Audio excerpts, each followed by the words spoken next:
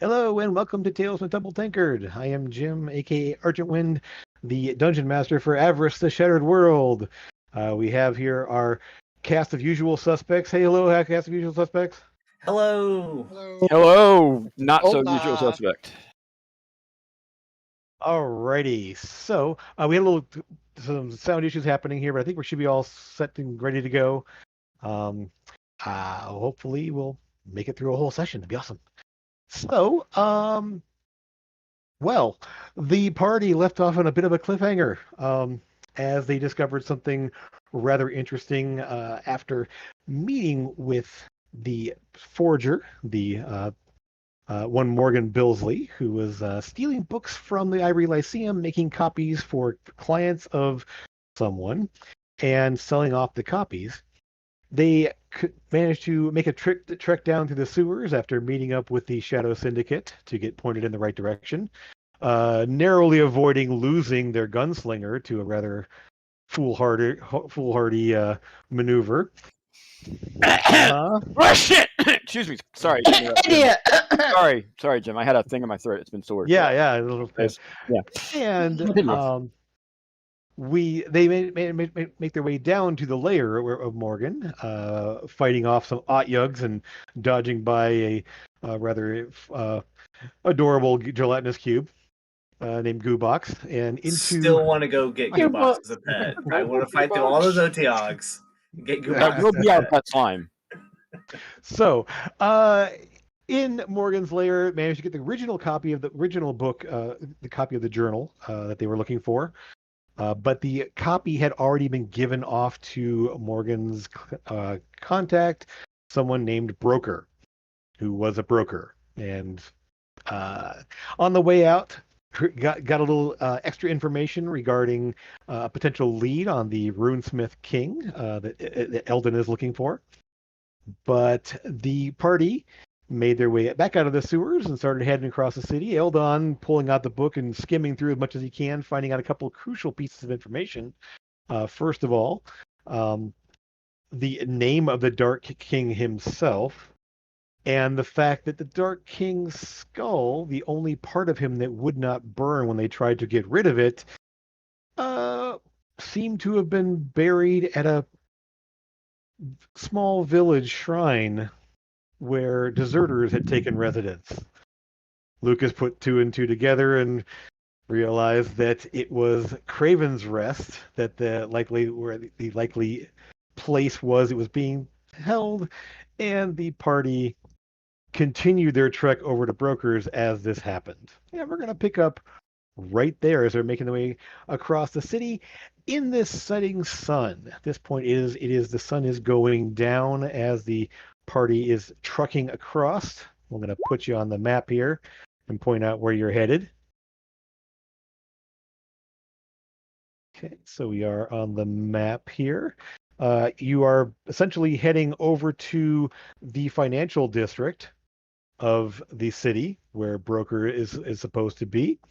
And we'll surprise at this point, having read things, you're probably either heading across First Bridge up the hill right about here and heading into the buildings there. According to where you're being told, his little office or whatever it would be is tucked somewhere back in this little block right over here.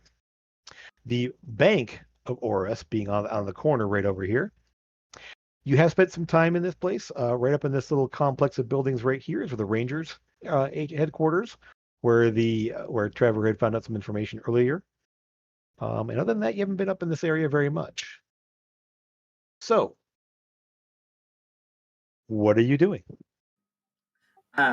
As Eldon finished reading out the name of the Dark King, Amethyst, I think it would be very important to warn the city, that being Raven's Crest, of the potentiality of world-ending skull in our literal backyard, and maybe warn your individual that you are seeking relations with, and everyone. Warning everyone as I'm flipping to the next page of the book, trying to read a little more. Yes. I'm doing it now. Yes, please. Yes. Okay. Reading on. Continuing. Okay. I will just say that well, Amethyst prepares to do the sending while the walk in talk literally. Um, Eldon, you pretty much get a few more details, but nothing really is jumping out at you at the moment here. It's a little bit at this point with the failing light, and you're having to shine your light down on the book there while you're walking and trying to hurry through the streets there. It's hard to get any really like any more specifics at this time there until you get a chance to really sit down and look at it, and eventually pass it around to others as well. So, Amethyst, what who do you send to? What do you say?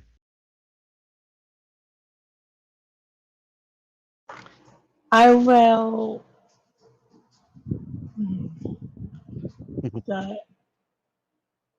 I can't remember who's in charge of the city guard. That would be Dunkhorn, the captain of the guard there, the the dwarf. Yes. Right. Okay. And that one would require a spell slot or the charge from your sending stone. That's Either fine. one. I'll use a spell slot and send Okay. a message to him. And obviously, then it's free to send the same thing to Elia. Just so her and Addie are aware and they can keep an eye out, or maybe find out if they can get any details about where it is and try and keep it under wraps for now or something. Okay. So what do you send to Dunkhorn specifically, the captain of the guard there, and what kind of details are you trying to send to him? It's 20 words. 25. 25 words. Yep. It doesn't need to be exact. You don't need to count it out this time if you want to just give a quick. It's actually difficult because do we know that we can trust him? I mean, I know I can trust Alia. Sora spent the most time with him, right?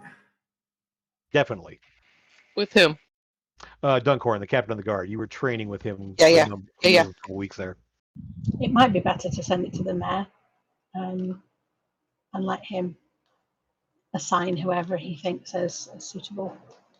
Up to you. Honestly, though, he'd probably give it to Dunghorn to deal with in the first place. Well, I think it's probably better to go via the mayor. He's the guy in charge, isn't he? So maybe Mayor and Ellie. Yeah. And Ellie. Okay.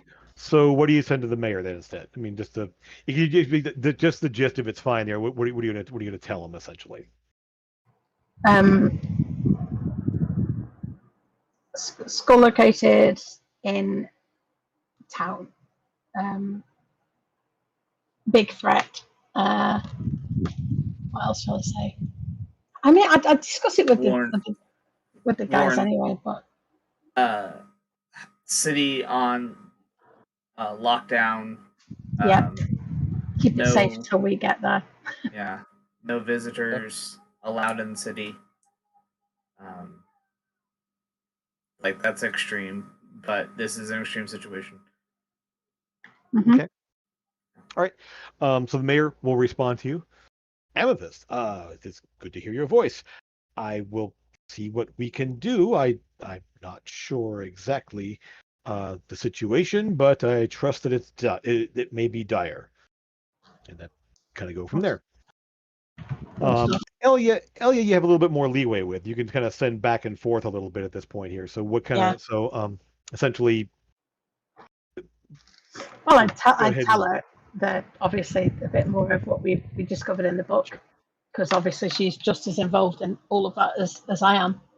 Sure. And just sort of give her a heads up that it could pose a huge threat if somebody finds it who shouldn't. And that, try and get it kept away from anybody else that can go near it. Okay. Well, I don't know of any skulls specifically at the temple. I haven't spent a lot of time there, but I'm not actually in the city right now. Addie and I are up in some of the groves. I mean, spring is fast coming, and so got a lot of things to prep. But I'll see what I can do in terms of. I'll head down there and start warning people and looking around for what's going on. So Are you okay? Amethyst, please warn her that is like literal end of the world things. This is very important. I'm okay, just worried about, doomsday. Armageddon. Okay. So, right. I'll let Addie know that I'm gonna head back to come to the city right now, and whatever's going on there, stay safe. You stay safe. Okay. Well, yes. And so she's obviously you can tell just kind of a, a little bit of weirdly enough, you do catch a little bit of emotion even from the connection you guys have been there, and there's definitely a bit of fear in her voice, and obviously worry. And And mine. so, yeah. So, and she seems to pick up on that too. So, she does cut off there, and as far as you know, I mean, she's off. She's off and flying essentially. Uh, so, about this time, then you guys are in the vicinity of the broker's place of business. It takes a little bit of time to kind of there's no like signs specifically out in front of this place there, and you got to kind of figure out where the buildings are. But you do reach the location there, and there is sort of a little like bronze placard essentially next to the door, which is essentially states just broker on the platform there. Um, inquire within, essentially broker inquire within, is what it says there. It is at this point about 8:30 or so, 8:30 or so, and the sun is mostly down at this point. The door's closed at the moment there, but what do you do? Try the And door. who's doing it? Okay. The door does not open or anything else that. So, I use my but mana you check you can't. gauntlet to blow the door off the hinges. Just try knocking on the door I first, mean, maybe. yeah, we didn't need to go that far, Eldon. Good lord. Do you actually do that, Eldon? Or Yeah, someone yeah. stop This him? is I this would is stop the him. I would definitely stop him. Okay. okay. And Is, say, is You there, see Eldon's try knocking. gauntlet sort of like power up as he's like pointing toward the door there. And as you kind of pull his arm away there, Lucas, you just knock on the door. And there's a pause. And Eldon, you're sort of like struggling a little bit there, like this is still glowing, and yeah, I'm not I'm going to make you thinking. roll for it. I am. Amethyst, I am Amethyst going to thinking. overpower you. Thinking about blowing off the door. We need in there right now. This is not good. Uh, Shot. you Eldon wants to blow something up. Lucas, you don't hear footsteps or anything else like that. I mean, there's sort of a little commotion happening behind you at the moment here. But after about maybe 30 seconds or so, there is you hear a locking mechanism, like a bolt being thrown, something like that, and the door opens up, seemingly on its own. There's nobody standing there in the doorway as you open it up there. As you're all standing there, the first thing is sort of a warm, flickering light of multicolored, various colors and stuff inside there, and a bit of incense um, catches you, not overpowering, not like a cloud of it, just a faint enough that you can smell some sort of incense there. Door opens up. Who's going in first? Lucas, door open I'll for go you. in, yeah. So, Yeah, okay, I'll go in. Yeah. all right. Are you all heading in, or is anyone going to stay outside to watch the street? No, I'm heading in. I'll be I'll- outside. Okay. I mean, so okay, so you don't Sora does not go in. All right. Trevor, how about you? Going inside? Or... Yeah. Oh, yeah, for sure. Okay. All right. All right. So, Sora, do you leave the door open? Yes. Okay. So you're kind of standing in the doorway. The doorways are opened up there, and you're able to see kind of over your shoulder what's in the side there. And as you walk in, you see this is an office. It's the strangest office you've ever seen.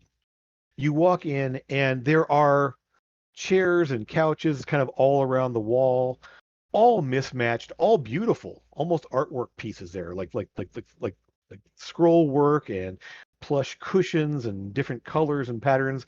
A large woven rug on the floor. There's various artwork um, on the wall depicting people and landscapes, shelves with little tchotchkes and things all over it, little statues and little devices and little just things on the wall, mostly artistic from what you can tell. There is that a little bit a stronger smell of incense, not overpowering, not but just something to kind of cut any sort of, just enough that you can smell it. And you don't really see the source of it at the moment. There is a very soft music playing as you step inside. I'm looking over at Lucas, seeing if he's playing anything. Nope, it's just you just kind of hear Yep. sound.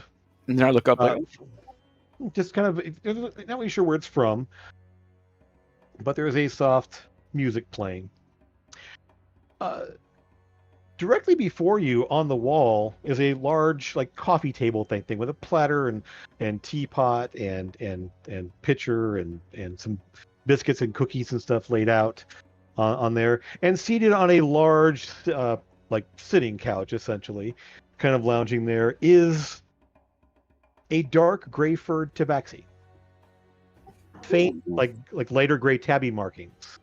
The ears pierced in multiple places, little chains there dangling, dressed in a dark, almost maroon colored robe of some kind with a that's open with a tunic, like a kind of a steely gray tunic underneath. And is just sitting there looking out at all of you. Well, hello there. Welcome to my home. I am Broker. What brings you here today? As if that guy didn't tell me that it was a tabaxi. I'm upset about that. Amethyst, it suddenly dawns on you why this person would be called Broker. It is not an uncommon thing among tabaxi to give up their name for their profession. And so you knew a storyteller, you knew a collector. Among your clan, the person that led the wagons was driver. So it's not an uncommon thing to just give up their name and take their profession as their name. You sold a journal, and it is very important that we get the journal back immediately, forthwith. All right then. That is very direct, of course. I appreciate the sentiment. Is there? All right. What specifically are you speaking of? And there's definitely a shrewd look, and Amethyst, you probably had the best look at this. You've spent the most time around Tabaxi. The little twitch of the ears, the slight crook of the mouth. This guy's trying to stall and or collect himself as he's trying to control the situation. I must. More details, of course, would be necessary before I could offer up any sort of information, of course. I hold up my Manatech photo of the book I took of the journal.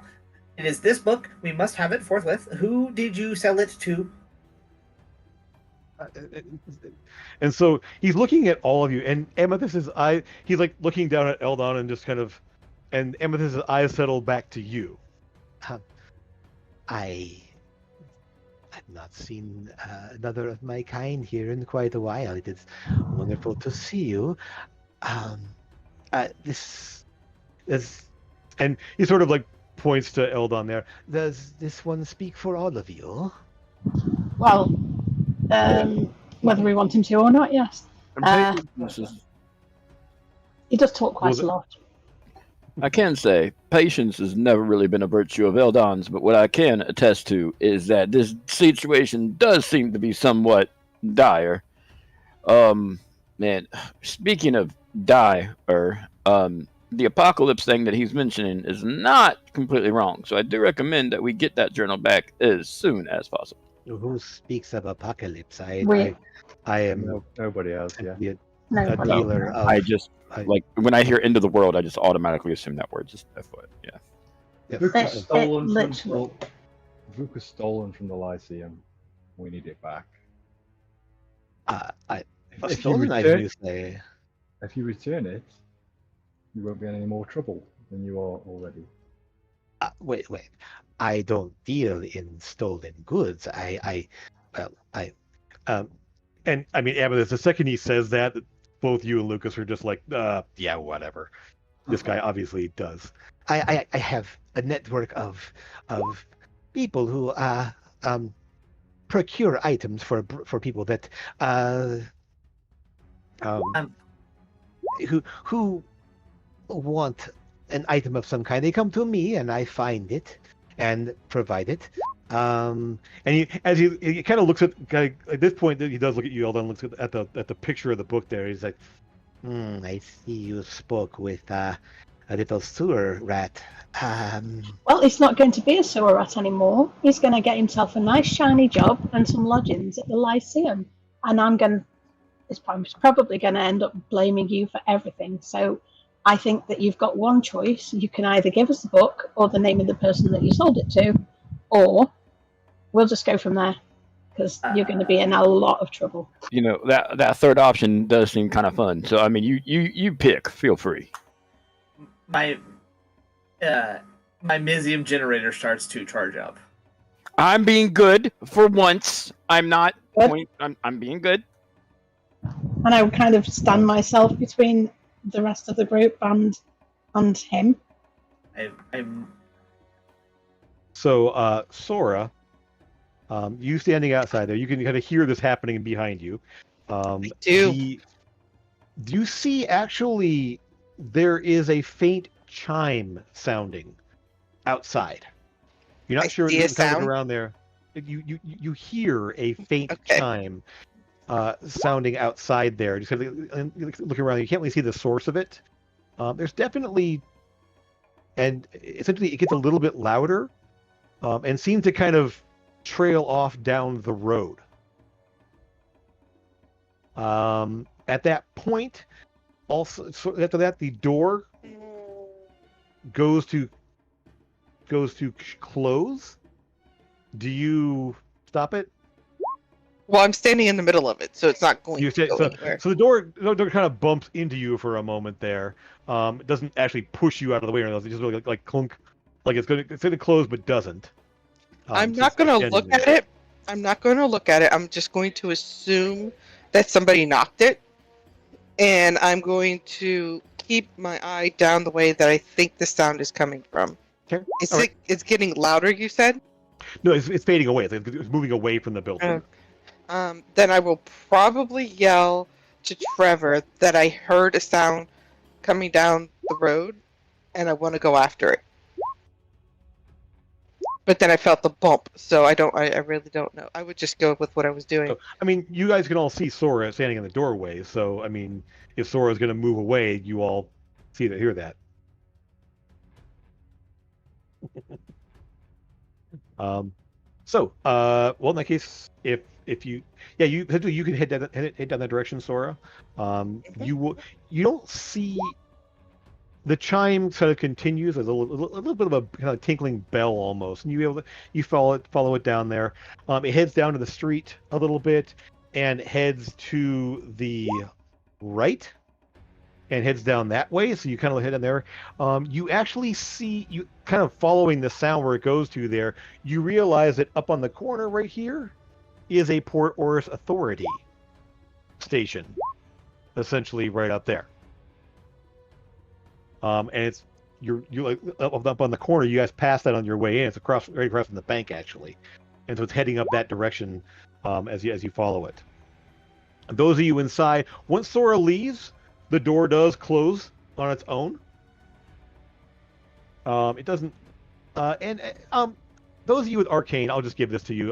The three of you on Eldon, Amethyst, and Lucas. It's not. It seems like an unseen servant is trying to close the door. So Yeah. so essentially you kind of see a presence. You don't see the presence, I think it's visible, unseen servants. But you've seen them in action before to kind of figure out that's probably what's going on here. And It's like, please, everyone, calm down. I understand this may be important, but my clients, they expect a certain level of discretion, and he's obviously and Lucas Amethyst. He's stalling for time. I'll ask him Yeah. directly. Do you have the book, or have you passed it on? Answer yes or no now. Oh, shit. I like He's this. got a high charisma. Go ahead and give me your intimidation or persuasion, depending on which kind of tact. It seems like intimidation, but I back away like 3 steps from Lucas. I'm like, well, nope. sure. Yep. This is kind of yeah. Can I assist with the intimidation? Intimidation. Absolutely. All of the intimidating. Yeah, We absolutely. We have no time for persuasion. Man, you all are really mean. Let me Okay. point that out here. So He says, I understand. I understand. The question was, if I pass it on. Yes, 2. Who have you passed it on to? my client. We need Name. a name. and with that, you can see he's like fidgeting. His name is Montgomery, Orman Montgomery. He's rather this. He's a charming fellow for someone who runs a cemetery. But he is My God. I don't have anything to do with what they ask for. I just fulfill orders. Is he a grave digger? No, more of a mortician and keeper of cemeteries and such. So we have a meeting with the Undertaker, it looks like. Where is he in the city? Whereabouts is his residence? He's outside the city, out on the Montgomery Cemetery is and the northeast above the canyon wall. And essentially, I'm just going to point out to right about there, kind of in this section up in here. So insight, see if he's lying. Elon's just Yeah, I was Elna, give me the check. I mean, if you want, you're like staring at him. yeah. I am. I kind of want to do like no. It's technically it is insight, but it's insight. Yeah. He So seems to be telling the truth there. He's definitely nervous. He's definitely intimidated severely. I mean, you can see all his body language is such that he's just like, yes, yeah, whatever you want, please, And Sora, we'll cut to you real quick here as the chime is sounding. Is there anything you do other than follow the sound? I can't see what's making it. No, it's something invisible. It's just all you can hear the sound. It's as you're following there, it does stop at the Port Doris Authority Station. So essentially, you can set it doesn't move past that at least. So as you're probably about 50, 60 feet back from it, a little with about 3 or 4 buildings down from it, where you notice it stops. What would you like to do in that case? I think I'm going to keep going toward it. Okay. I'm going to bonus action branding smite though. Okay. As after a moment, you will see a couple of guards, like Port Doris Authority guards, step out from the station and turn and start walking your direction briskly. They're in the same. You've seen these guys before a couple of times now, at just different places. But they just head out and start walking your direction. They don't seem to be looking at you directly, just sort of like they just seem to be going down this, heading toward you, but not like at you. Essentially, if that makes any sense. They don't seem intent on you. Okay. And we've dealt with them before, so they know who I am. You not necessarily. I mean, you dealt with them in 2 other stations in the city. So you never dealt with anyone from this station. It's a big city. It's like It's like a precinct, a police precinct, basically. This is the authority station for this part of the city. I'm going to continue walking toward the sound now. Okay. If I don't assume that I'm just assuming that they're not after me, that they're just out doing whatever patrol they're supposed to be doing. give me, Is I guess, Because an I intelligence have check. an intelligence check. Sure. Because you know I'm so smart, right? Well, let's see what you piece together. What would make sense?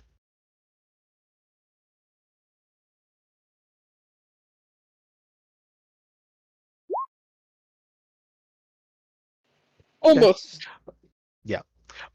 Actually, that would be 5 because it's not a save, just a check. So, Oh, yeah, hold it's on. fine. I can do that. I could do that. No, it's fine. We'll go with that roll. It's good. So yeah, you head toward the station there. The sound eventually just keeps going for as you approach there, and the sound stops as the guys just basically pass you, and they start moving, as I said, briskly, not running. They don't seem to be, other than kind of glancing your direction there. They don't take any notice of you and just head down back the way you came. But I saw. Did I see them glance at me? Can I do a check to see if they saw me? Sure. I Like, mean, yeah. oh yeah, they definitely looked at you. They saw you were there. They just didn't take any real notice of you and just said they were on their way somewhere, back the direction you came. So um, so they both sort of clocked you there and they just like looked back there and kept going the way kept going there. They didn't seem to like have any issue with you specifically. And I don't Or hear the sound anymore. The sound just the kind of sound stopped. stopped. Yep. What do Mr. I Broker. see when I'm around Hmm? here? What do I see Uh, while I'm around here? Well, basically on the left, up on the corner, opposite of the authority station, there is the bank, the Bank of Port Oris, the big bank that's over there.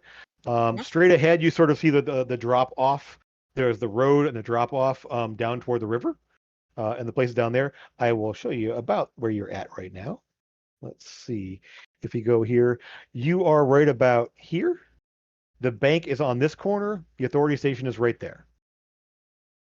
So essentially, yeah. So basically, the road kind of branches off left and right there. Straight ahead, goes off the little cliffside down toward the river, toward actually where Second Bridge is.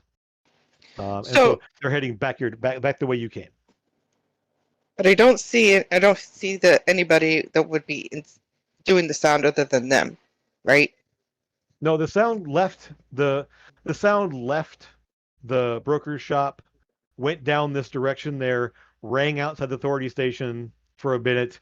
Two guards came out and went back down to the direction it came from, past you, and then the sound stopped. It's obviously just an alarm, isn't it, that's alerted them that there's something Yes. happening in the Yes, shop. it is an alarm. Yep. So while that's happening there, we'll cut back to here, guys.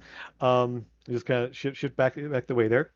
Those of you inside, go ahead. I'm going to ask Broker how long ago did he pass the book on? And did he read it? No, I never inspect the client's goods except for if there's something I need to verify authenticity, or that it fills the order. So no, I did not go and peruse the contents. But I, well, I handed it off yesterday. I received it 2 days ago. I gave it out yesterday morning. Okay. We now have a name and a location. Thank you for your time, Mr. Broker. My backpack will power down. Okay. I'm He's ready like, to leave. looking at all of you. It well, I would say that if you have need of a broker of some kind, don't use me. Fair enough. Let's go. Or just leave. Okay. I'm sure you'll find it quite difficult to do any business while you're in prison anyway, so, I think you should come with us. I think you should come with us to go and get the book. I am a legitimate businessman. I have done nothing wrong. I fulfilled an order, and You've dealt in stolen goods. I play a recording back of the I only dealt in the stolen book phrase that he did a couple of minutes ago. That is not what my recording says of what you just said exactly 38 seconds ago. So yes. He kind of glances at you and I doubt it will be admissible, but understandable. I will deal with whatever ramifications come along my way. I have had to in the past. I So- will be good, sir. The Lyceum knows We- that the book was stolen from the restricted section. They know that somebody made a copy, and they know that somebody sold the copy to you. Now you can cooperate and help us to get the copy back and have it back to the Lyceum, or the authorities will just have to deal with you. I or have done as other you asked. I said to Yes. who has it, and you can go and Yes. retrieve it at your wish. option C, we were never here. You never saw us. We did not see you. We are going to go get the book back. Yes. Option C, I am voting. We leave now. Okay. What do y'all recommend? Door open. What? Sorry, there was two voices happening there. Yeah, that's why I stopped because I didn't know he was. Yeah. Yeah. Is the door open? I'm not. The door is not locked. The door closed, but it's not locked. Essentially, you can go walk over and open it up. Yeah, I'm just going out. Okay. All right. So you guys step outside. Trevor, were you going to say anything else? Yeah, I was just gonna say.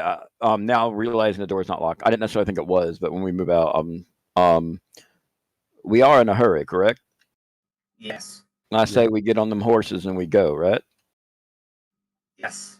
And then I would ask about the saddle of summoning and see if just get our butts in gear to get there ASAP. Let's see. So we will. So as you step out into on the street there, Sora, you will see that the guards are heading back the direction there. They do turn kind of the same direction you went to and start heading off on one of the side streets there, kind of back the same way you came from. Those of you stepping outside, so you're out on the street there. Are you unloading your saddles out of the? Yeah. Oh, I assume you have been. So go ahead. I was kind of I was saying we just run, like full steam down the street a little bit. We're here on official business from the Lyceum, so we're not going to get in trouble with the guard. In fact, I think we should probably even get the guard involved because this guy's stealing and stolen goods, and Okay. it's not acceptable. All right. So as you're cocking it over out in the street there, you will see a pair of guards come around the corner, heading a direction there. You there? What are you doing? What's going on? You look behind me like, huh? I don't know. So off to your. So you step outside there. Off to your left. Sora, as you're following along there, you kind of hear the guards call out there, so you can kind of see what's going on there. Hello. So you follow up behind. We're on official business from the Lyceum. We're trying to track down the book that's been stolen from the restricted section and been copied. We've managed to get the original copy back. Now we're just looking for the copy that this person who works here has bought from the thief and resold, and we're just off to go and try to retrieve it. Give me a persuasion check. I mean, Um, you're obviously mostly just how believable are you to them is what it comes down to. She's explaining that to the guard, but can I talk to her telepathically and ask her where she wants me to go? Do you want to help me with my persuasion? Unless she initiated a link with you, then I was gonna say you can speak telepathically. I too. did. I had no idea. I did. She did. She did. Like, Because Sora stayed outside, I would have opened a chat with, Oh yeah, I telepathic link with her. gotcha. Okay, so yeah, I see it in the chat there now. Okay, then yeah. So you'll be able to think to them. So what was you were thinking to her? I was asking her where she wanted me to go since she was tied up with the guards, because obviously I can see that they're in a little bit of a hurry. They're already starting to get on horses and stuff. They're not getting on horses. No. No, then they're No, I just was running. talking about it being a that good didn't- idea to do it. We They didn't were actually- They were discussing it, so you wouldn't have seen it. Essentially, those saddles they have to actually unload, and then there's a minute time to bring them out there. So it's Right. So there's a minute casting time on the. Then it would be, what do you want me to do, basically? Okay. So. All right. So Amethyst, while you're talking to the guard there, you hear Sora thinking in your head there. What do you want her to do? Just stay with us. Okay. Just stay together. Then I will walk up behind the guard. Okay, so the guards are just like, oh well, I don't understand. I'm not sure about all this. Then I mean, we got an alarm here that someone was, one of the business people here has put up an alarm. So we're gonna need to get down to the bottom of this, and so basically they kind of at this point kind of moving into position there. The one talking is just standing there. The other one sort of steps off to the side, doesn't draw weapons or anything else, but just sort of like basically being prepared and observing. Well, I think we'll need to have you come down to the station then and straighten this out because we don't want to make sure. We do not have time for going down to the station at this time. It is very important that we continue on our business. We will come down to the station, and we will speak to Professor Martinez as well first, and see if she'll accompany us and try and explain the situation. But it is quite a dire situation right now. So, if you'll be kind enough to let us go on our way, I mean, you can go and speak to the Tabaxian there and see that he's unharmed, and he's if anything, he's the criminal, not us. The one that's like looks at the other one there and kind of like nudges his head toward the door. So the other guard actually walks over and opens the door. Does actually knock first.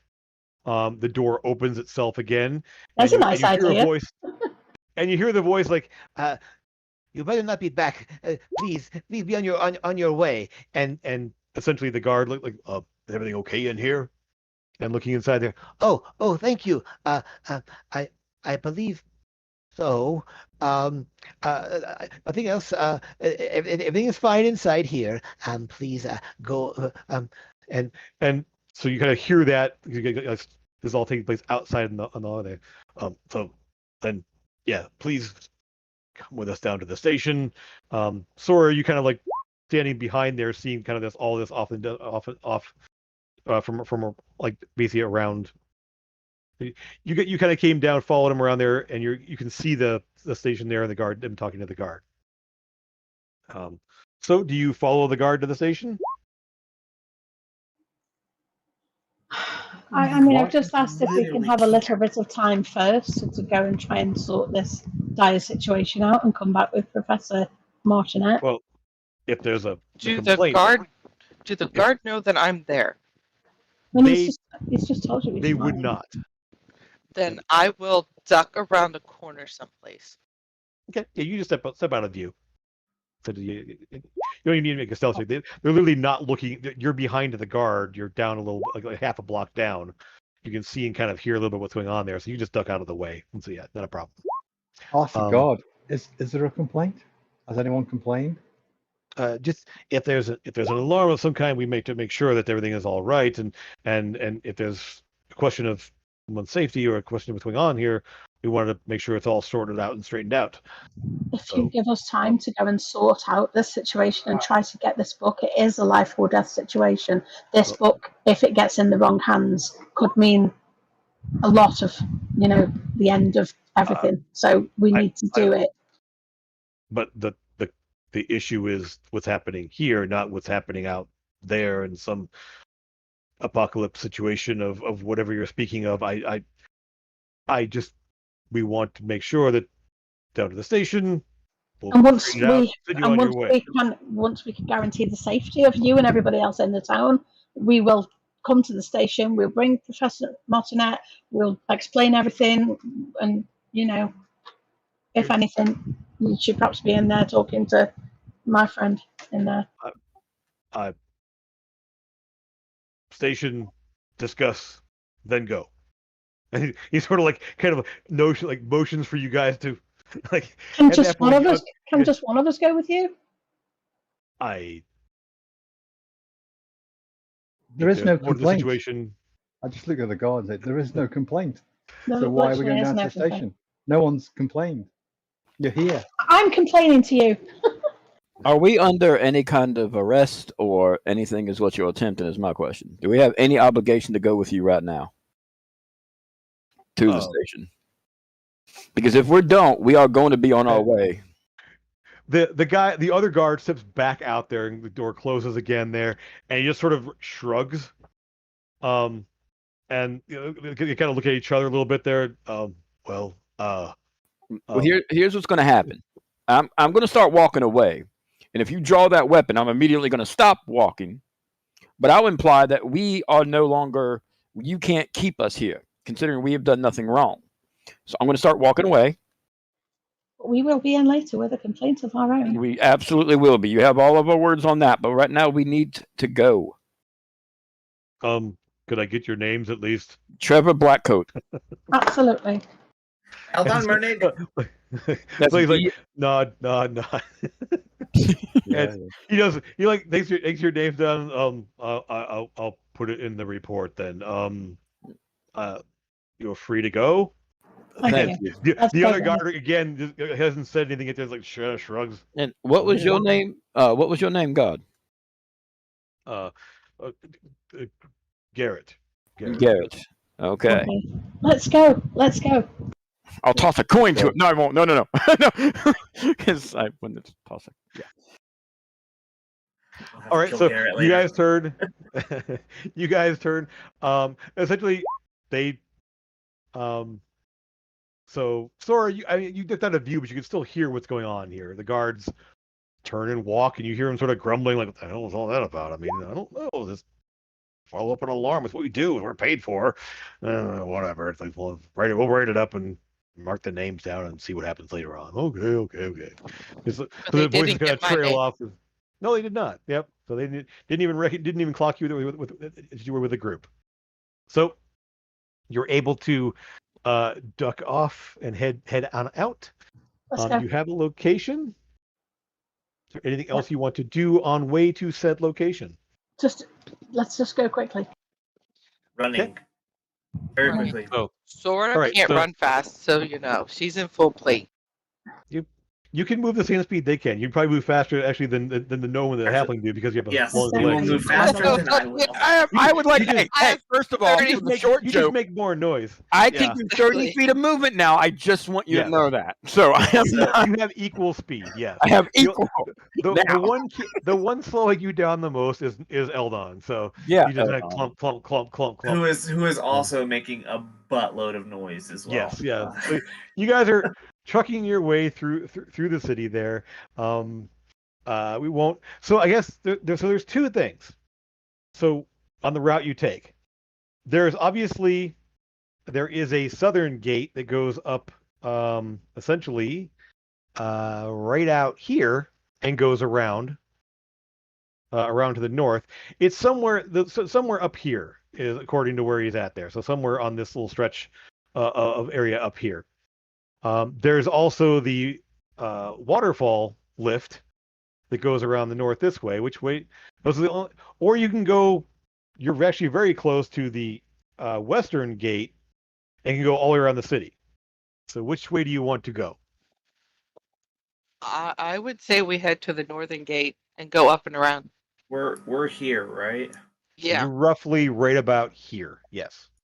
It's going to take a while in the lift, though, isn't it? I mean, not- we're taking a lift either way, so Yeah, the other I ones have, suggest we do the have north. gates. I'm voting. Yeah. I'm voting Southgate. Then we're closer to Southgate than having to run around the entire edge of the city. You know. the Out of waterfall curiosity, gate. is this gate? Would it be closer to get to this gate? The, Out of the north, curiosity? I mean, is it, the north gate's said going we're around the lift, actually- though, isn't it? He said So- we're actually closer to this gate, okay, but I think so- this gate is the one that's closer to where we want to go to. So I was thinking we go up the waterfall gate and get there because the city, it's nighttime, so the city's roughly clear. We should be able to go as fast as we want and not have to worry about too much. We have Eldon, to- if you do that slow, I can put my steed up and you can ride the steed and we can move. Yes. Yeah. Yeah, All right, let's I'll go. put up my. Do we all Good. have our saddles with us? I would say so. The saddle, remember, there's saddles. So No problem. I would assume that you got them stored in bags of holding or something like that. You can't carry them Yeah. on you Yeah. because they're full size saddles. Like when I came up with that mine idea, is keep in mind, I literally didn't in even my think bag of about that holding. because last time we used horses, we had that whole carriage that we could have put the saddles in.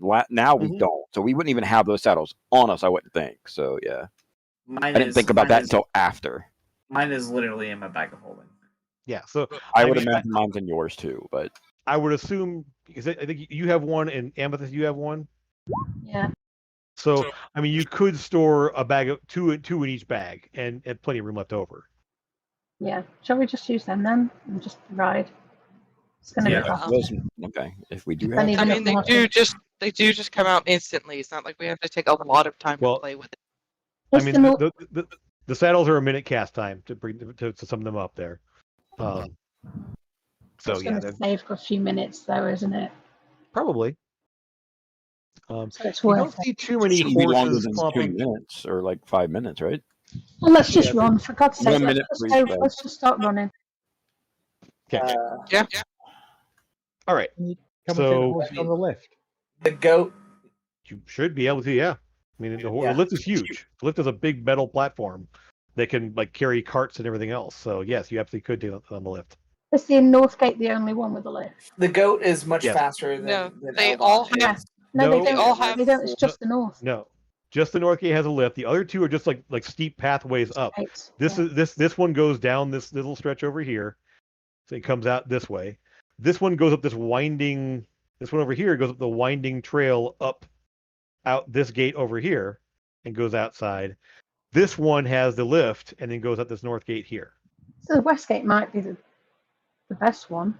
'Cause The that West Gate's the seems- closest, but it is a very steep pathway up there and then And out then you and have to around. make your way out and around the city, Right. also putting us into wildlife. We might get into fights with wildlife. Okay. It's a lot of farmland out there. It's not like there's it is not like there's like the wilderness right up to the edge of the cliffside.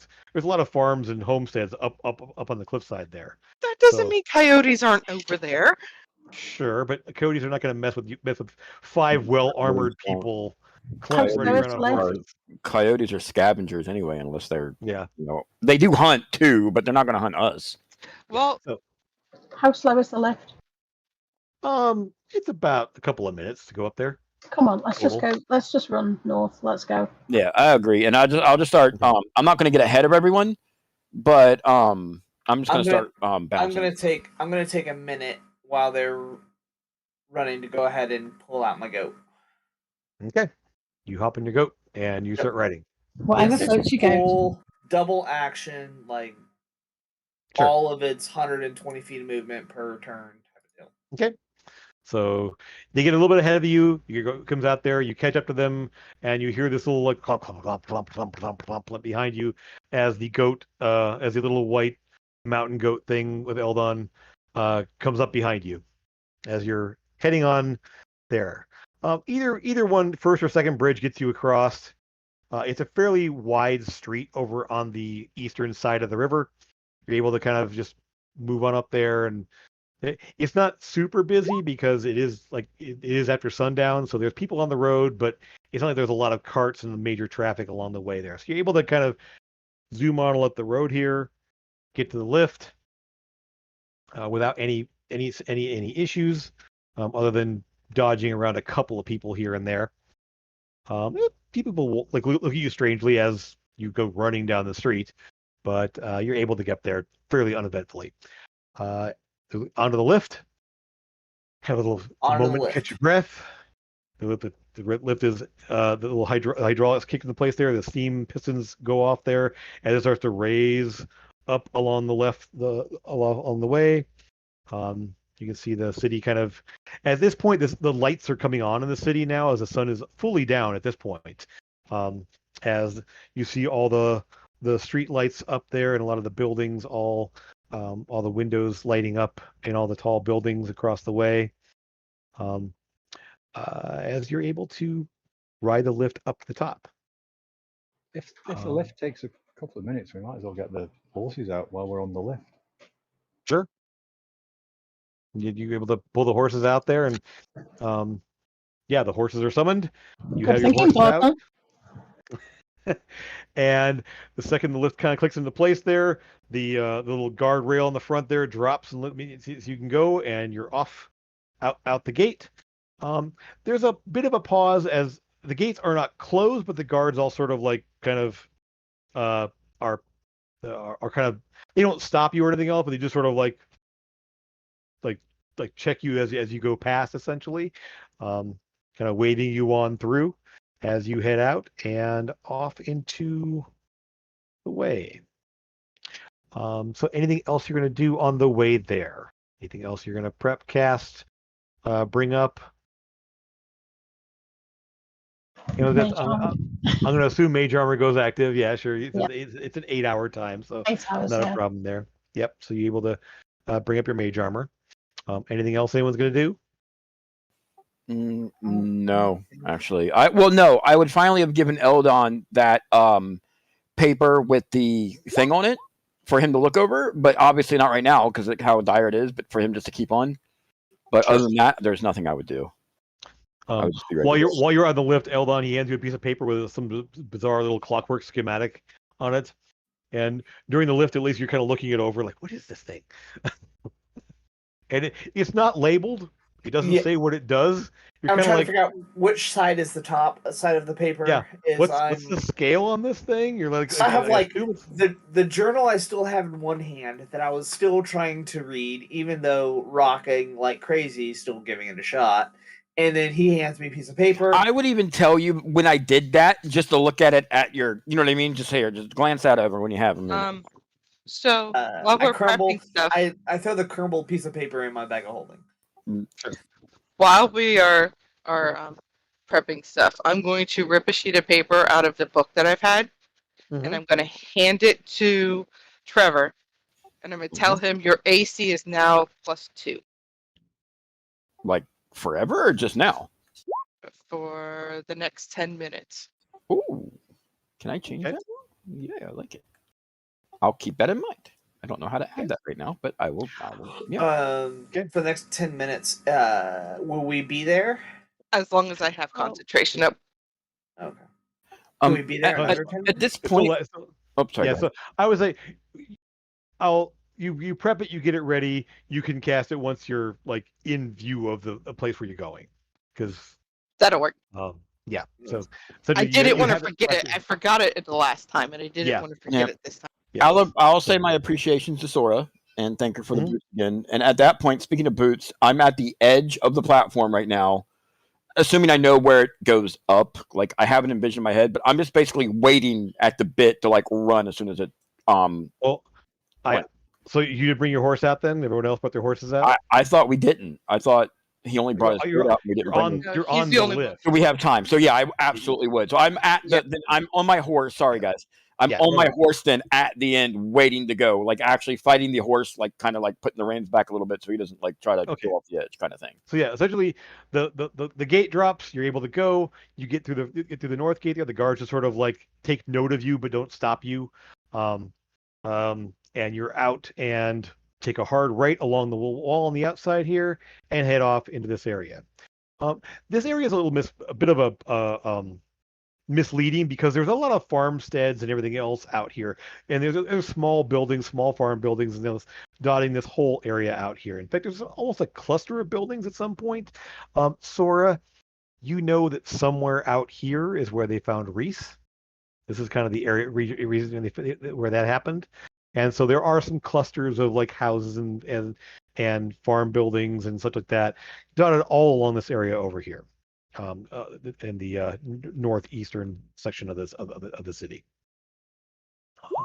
You're able to. There isn't really a specific like road. There's a lot of like cart trails and such. They're very easy to follow, but you're able to kind of meander your way through along here, and around this big like copse of trees.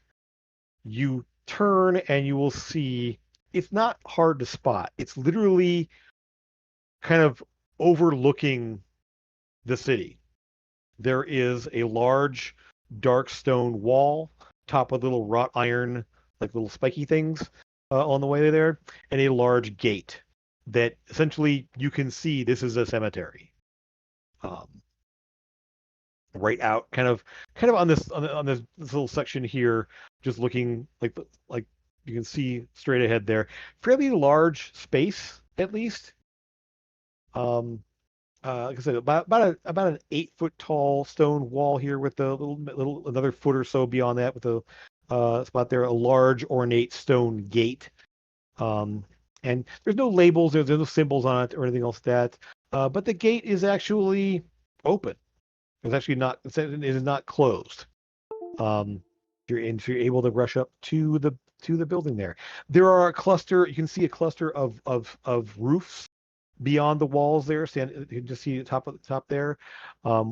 one like kind of large rectangular building off to the left of the gate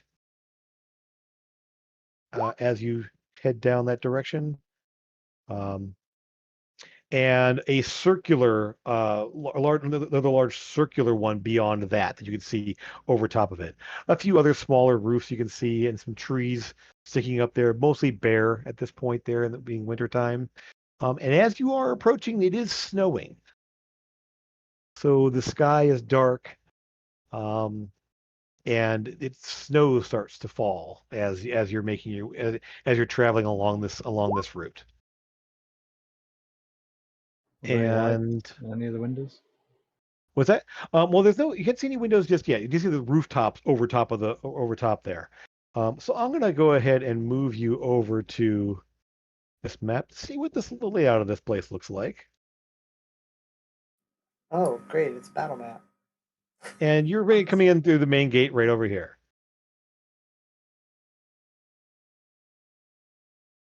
Oh, I have to zoom out. So, Did I Yeah, just I do too. Where was it? battle map? Oh, there it is. right over here. West side. Yeah, the left side of the map. There's the gate there where Lucas is standing right now. And you will see a cluster of various buildings and such.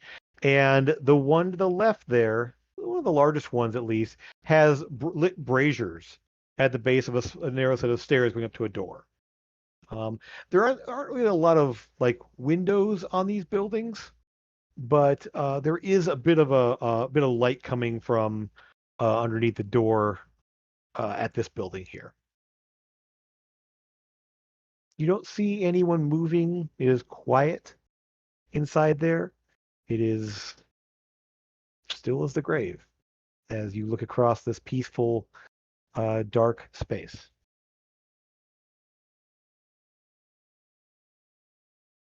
What was the name of the guy that picked up the book? The name he gave you was Ormond Montgomery. I'm going to change my appearance to look like Broker. Okay, easy enough to do. Yeah, I didn't even know you could change sex. That's awesome. I can change my appearance to any humanoid. Yeah, I had no idea. I knew you could. But I didn't know you could do like opposite sex and stuff. I can only, I can change to a gnome, but I can only be like a foot shorter or a foot taller than I am. Yeah. It would be like a 5-foot gnome, which would be ridiculous. Weird. Yeah, very. I can do tabaxi pretty easy. Yeah. So essentially, it's just a slight change of coloration, obviously, change of attire, change of gender, but it's not. It's kind of hard to tell under shapeless clothing anyway. Yes, it's not hard to do with the head of disguise. You just your appearance changes there, and you all see Amethyst suddenly looks like Broker. I pull my gun. No, I don't. Any idea which house? I'm going to go with the one with the braziers. Let's look in there. Do we hear anything? It is quiet. It is totally quiet. You hear the crunch of snow under your feet as you step inside. The horses you can go kind of leave outside the gates, or bring them in either way. It is definitely wide enough. It's a 10-foot wide stone archway that you can go through there. It looks like.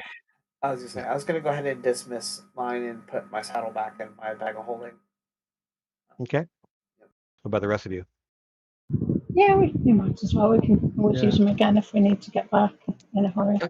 I'm not going to dismiss mine, but I will tie mine up outside. You don't need to tie it. It will go anywhere. It does what you tell it to do. Yeah. It just, you tell it to stay, it does. At this point, even Trevor would be kind of confused about that. He's not used to that, I'm sure. Yeah, I mean, you've seen Sora summon up the horse there. It's the same. We all have before, yeah. Well, hers doesn't use a saddle. She just summons it. That's right. Yeah. So should I go in first and see if the they'll just give it back to me if I pretend to be Broker? It's not going to give it back to you because he bought the book off Broker. So it's not just going to give it back to him. We should have asked him. I still think you going in first would be a good idea to try and convince him to give it back. If not, you got the muscle outside. You just have to call for it. Yeah. Let's try to do this a little bit more diplomatically and less murder hobo-y. When have we ever murdered anyone hobo-ly? In this campaign. As the person who killed the back of goblin. your head. Yeah. You mean the trolling that tried to kill us all? Yeah. No, the one that tried to eat your arm. The one that The was one that tried to kill us all. And something I do want to point out here: the cemetery does continue to the north, past this building. This building is actually a little bit long. It's actually, it continues off the map. So this part of the map is what you see here. So the pathways continue to the north, and other buildings and such. But this is definitely the largest of the buildings right here. It definitely dominates the rest of them in terms of it actually goes back quite a ways, almost double that length. I don't want to say let's split the party, but I think a group of us should go in with Amethyst, and a couple of us should go investigate some other buildings. I don't like. No, I think we should all stay together. Sorry, I'm should not trying to be definitely general stay at all, together. but I hate having you right now in here. You don't know what. So remember the last We are time? not separating again. Last time you almost died. Nope. Yeah. Listen. Says Trevor. Right, the rope. First of all, on the rope was a grappling hook, and I knew. Well, I mean, I thought I knew what I was doing, and it almost killed me. But I never separated. I could go back up. So what I'm saying is, like, we've never been here before. I don't want to get caught with our pants down. Exactly, which is why Well, we're staying together. Let's check together the building with the braziers, because it seems to be. I mean, why would there be braziers? I cast fireball. Right. So I would check in say there this. first, and then if we need to go elsewhere, then we'll go together. It's not. Those of you from all different cultures and all that. I mean, this probably makes the least sense to you, especially, is these are basically crypts and mausoleums. A lot of these other buildings here. They all have like little statuary in front of them. They have little plaques with names on them. They all different sizes and everything else. They all have a similar construction, but they're a bit fancy. But they're all what look to be crypts and mausoleums. This building to the left, the one there with the braziers there, seems it's the only one that actually has any light at all. Everything else is dark and cold. But the rest of you who've been in cities and stuff like that, you've at least seen these types of structures. Even among the dwarves, they definitely have lots of crypts and stuff like that for the remains of their things there. Probably the other one who probably hasn't seen much of this would be Lucas. But you would recognize the architecture and the structure at least from stories and such. There aren't many graveyards in Old Karoon because space. They're in a desert. Eldon is trying to guess to where someone reading a book, maybe Colt. I'm trying to piece together of my best guesstimation, like as we're walking into this. Can I make an intelligence check? Sure. To see which one of these I think he would most likely be in. Sure. Okay. Doing divine sense will make me feel better. Yes. Yeah, because I know cemeteries and stuff. Yeah. While you make your check there, Eldon. Good. So you don't detect undead. There's a bit of undeath because you're in a cemetery and a graveyard, but there's no actively pinging undead. So it's not like, oh, there's something there, there's something there, there's something there. It's sort of a general feel for the area because you're in a place of death. So while you don't see any active undead. That's all I'm worried about is active undead. Yeah. There's not like there's zombies walking around or skeletons hiding behind doors and that. It's literally just there is a feeling of undeath, but in the way that you would expect in a cemetery. I feel better. I feel okay enough to stay with the group and not venture off. Yeah. Actually, go ahead and give me a wisdom check, along with that divine sense. For me, okay. Yeah. Or perception. I mean, it's the same thing for you. Oh, you want with the perception? Okay. Yeah, it's yeah. Nope. Okay. Yep. Essentially, yeah. So yeah, you just feel this presence all around you. You don't feel any. There's nothing that's like pinging out at you. So yeah, exactly. All right. So who is heading? Oh, so Eldon. Yes. Yes. Looking around these buildings, that you would say, I mean, if there were like a cult entrance from that, it's like it could be any one of these buildings here, but Yeah. the one with the lights on is where people are to be doing stuff. So it's the building right up front. Assuming this is a mortuary, like you mentioned, that's where the offices are going to be. That's where any kind of dwellings for the caretakers are going to be in that main building. It's the largest building. It's the one right inside the gates. Okay. Everything else in here looks like cold, old mausoleum type crypt type buildings. You kind of just glancing at what you see around here. I'll turn to the person who can track a little better. Do you, Mr. Trevor? Do you see Yes. any footprints? Or not? We are going to try this building here. Trevor, give me a survival check. Survival check. Ooh, I think I'm actually not bad at those. Yeah, you should be now. You should be. You should I'm be pretty good okay. at them I'm now. not proficient, Yeah. but I'm all right. Okay. Isn't automatic? Okay. Oh no, that's not good at I all. will say Hold this. He's doing a check, right? Hold on. What are one of my thingies? I got new stuff, y'all. Nah, it's fine. I'm re-rolling it. I want a different one. Save your stuff.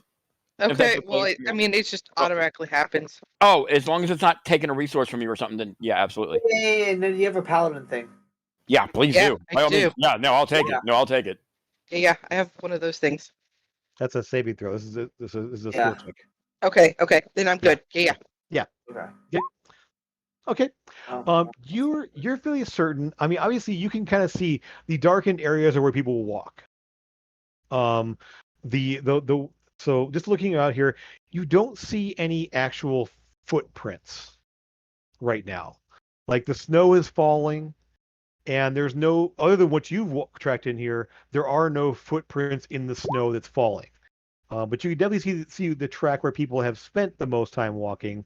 Obviously, there's the easy darkened sections in here, and the snow is thicker off to the side, which makes sense. People seem to be coming and going from these buildings, not often, but enough that there's more snow build off the paths. What you're seeing there. So, who's going to go inside?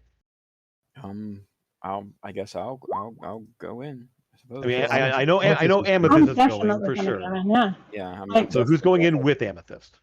Me for sure. If anyone else is great, but I'm definitely going in with Amethyst for sure. I think we're all going in, aren't we? Yeah, I would say so. Well, yeah, okay. Fair enough.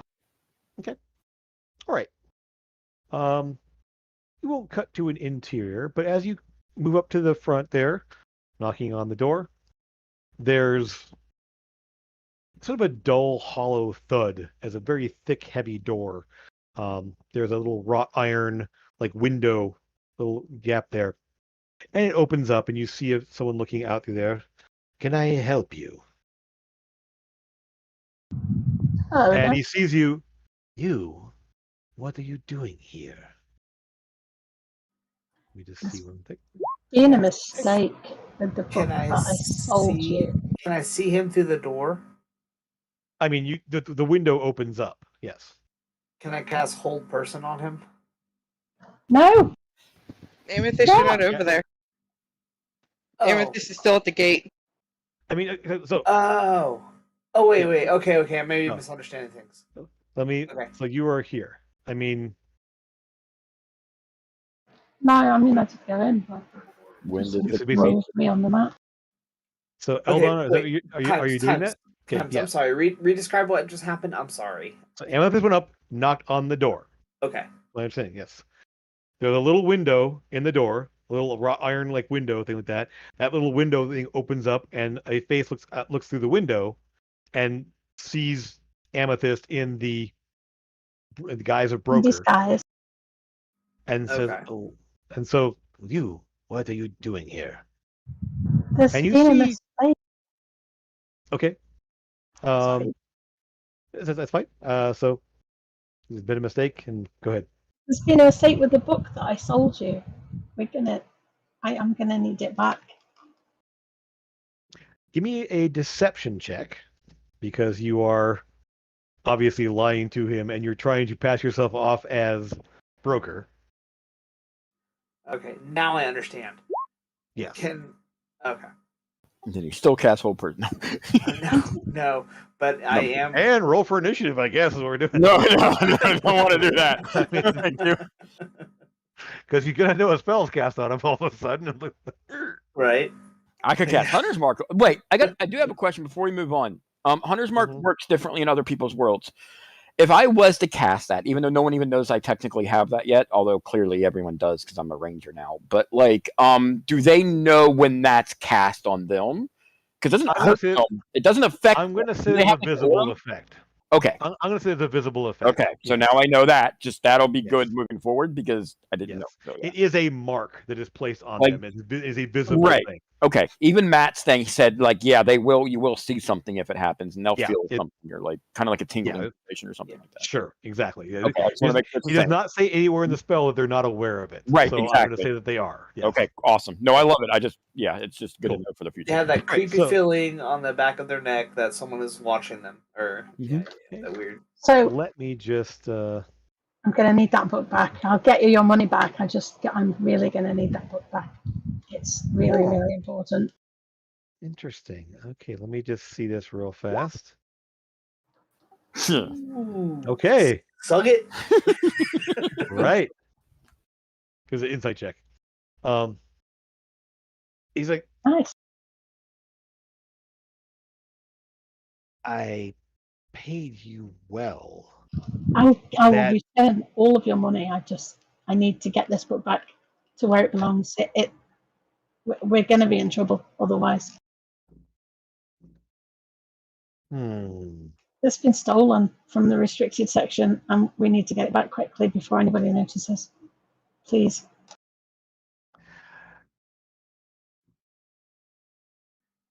I know where it came from. That's why I asked you to get it. I don't think there's a situation where we were worrying about the legalities of the situation. If he tries to close the panel, then I cast whole person on him? If he tries to close the panel.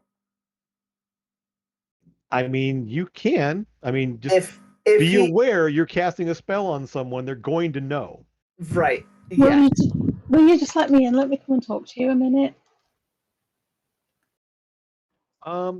Give me an insight check, Amethyst. You're the one kind of looking at him there. See what his what you read from his reactions, at least. Okay. The eyes are narrowed. He seems annoyed.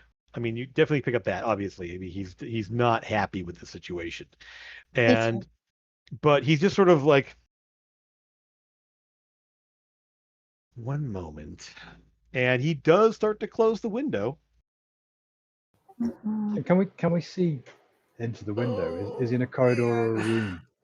It's like this big, and you see his face in it. Oh, okay. You can't really see much beyond him. He's looking through. It's kind of like a little peephole, basically. He opens it up there. You can see what's going on there, like what's going on there. As he does start to move, he does start to close it. Are you going to cast? What does everyone think? I'm going to put my hand in the window. I'm going to put my hand in the window. You can't get to the window, Trevor. Oh yeah, that's right. Trevor, Amethyst is standing in front of you on the stairs. Okay, yeah, no, you're right. So essentially, you can see this happening there. Yeah. So I'm just, oh god, I don't want to do anything right now. I'm scared. Okay, so he does. I'm sorry. I don't have it prepared. It's not prepared. Okay, good. Okay, good. But yeah, you can tell Jim does not want you to do that at all. I will just say this: that would be a colossally bad move. Yeah, I knew you were someone who's not hostile yet. Like, yes. If all of you are casting, like, I mean, it's even if it wasn't it's a problem, it's in my spell book, but it's not prepared. That. I'm saying even Eldon with his low wisdom is going to go. I cast a spell like that on someone. They're going to know what's going on. You read this book, right? You know what sort of person. I know what's in it. Yes. Yeah. So he closes the window. Yes. There's a heavy shunk, shunk, and the door opens up there. It opens up silently. You expect based on the setting, you expect it to get. No, it just opens up. It just glides open, and there's light inside. You see candlelight, torchlight, whatever. There's definitely lights inside the building there as you step in. And I'm going to put so you can see him on the map. Let me make that a little bit larger there so it's a full normal size person. And so he'll be standing kind of right on here. Inside, okay. So what you see before you is a human, blonde hair kind of pulled back, somewhere probably in his early 40s, maybe late 30s, somewhere in there. Wearing kind of a dark, high-necked tunic, mostly like a doublet style. There, trousers, dark. Probably like at this point, like dark shoes of some kind there of soft material. Um, the top buttons are undone, and a bit of a shadow of a beard forming. Um, Obviously, he's been. It is late in the day, and he's like, sends a. Well, I don't see what this has to do with our deal, broker, but you brought others with you. Hmm. And he sort of like narrows his eyes. He looks at all of you. Fine. Come in. We'll discuss this. As he ushers you inside to a large reception area.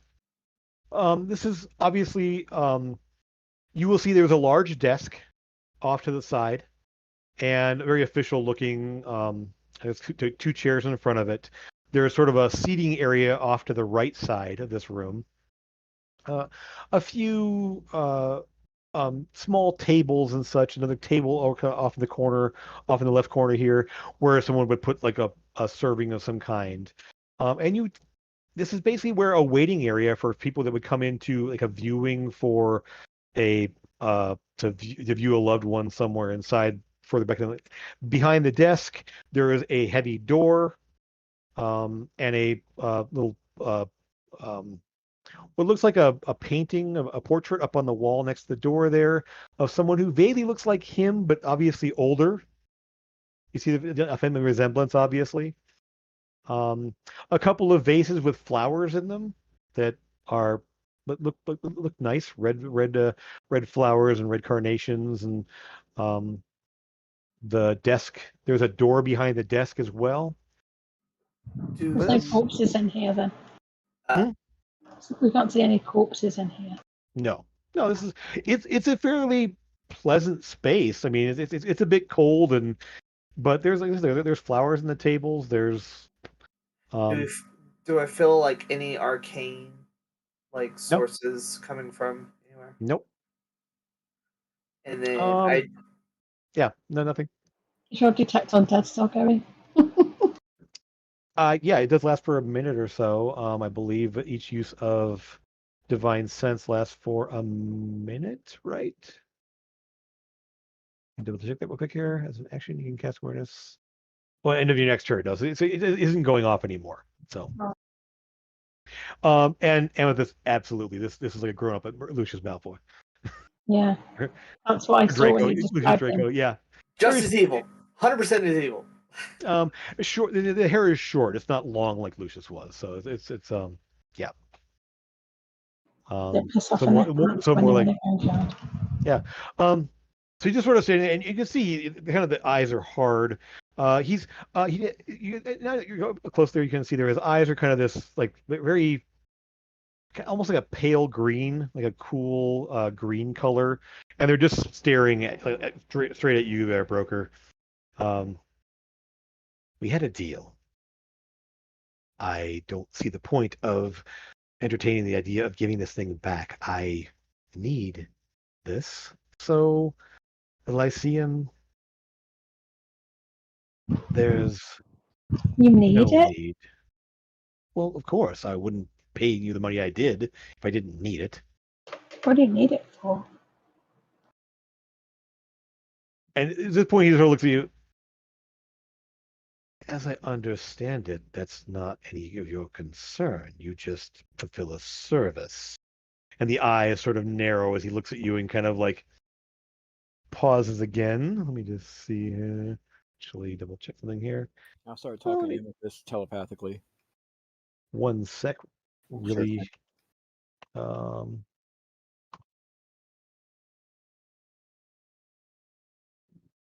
Let's see what the save is on that. Oh, is he going to detect thoughts on you? No. Okay. You better not. I'm seeing what the Yeah, what the- only what she the does that check unwillingly is. to everyone. Yeah, no, we wouldn't want that. Not everyone. Just me all the time. Yeah, are you picking up service thoughts from him out of curiosity? If you didn't, I believe you can do it at based on your class. You can do it without casting at the will, spell, right? without casting anything. Yeah, It's not it's not at will, but I think it's a certain number of times per day. Okay. If you want amethyst, you definitely could. I believe if you look at your abilities, it's something you don't require. Double check your abilities there. Yeah, and I think they make a saving throw if you try to dive deeper. Right. I just want to make sure if it's something you have to cast or something you just do based on your class ability. What does that look like? It's a spell. I have to cast You a spell. you had to It's one cast of- the spell, but It's one but of you my have this. psionic spells that I get because I'm. But you would still have to cast it. Yes. Okay. Oh, okay. Yeah. If you happen to have subtle spell, you could do it without anyone noticing. But I can the psionic spells I can cast without using a spell slot. I just have to use the sorcery points instead. but you still have to cast the spell, so it requires you. Yeah, What's still have to the cast what's it. the what is the tech thoughts? What's involved in casting that spell? I think it has a component, but other than that, I don't. Yeah. VSM. BSM, yeah. So basically, it would require you to gesture and say something. So yeah, it would be very obvious you're casting a spell unless you have some way to disguise it. I will say so. Just without coming off any type of way, what is it going to take for us to get that book from you? You tell us, we'll make it happen for you to the best of our ability. At this point, he looks over at you, almost like he's the first time he's noticing you. Like Right. he didn't spare a glance for I any of haven't you said a other than word. Broker. Yeah, I haven't said a word since I've been in there. So yeah. So, and let me see if I'm gonna do a perception check on him real fast. There we go. My psionic spells. I can cast it by expending a spell slot as normal or by spending a number of sorcery points. I can cast it using. No. Oh, if I cast Verbal it or using somatic. sorcery. Perfect. Okay. Yeah, I thought no there verbal. was Yeah. something. Okay, yeah. So yes, Amethyst, you can just Yeah. do it. If you use a sorcery point, you can just cast it. No one can see you do it. You just do it. Okay, perfect. So go ahead. Sound aggressive. Amethyst. Yes.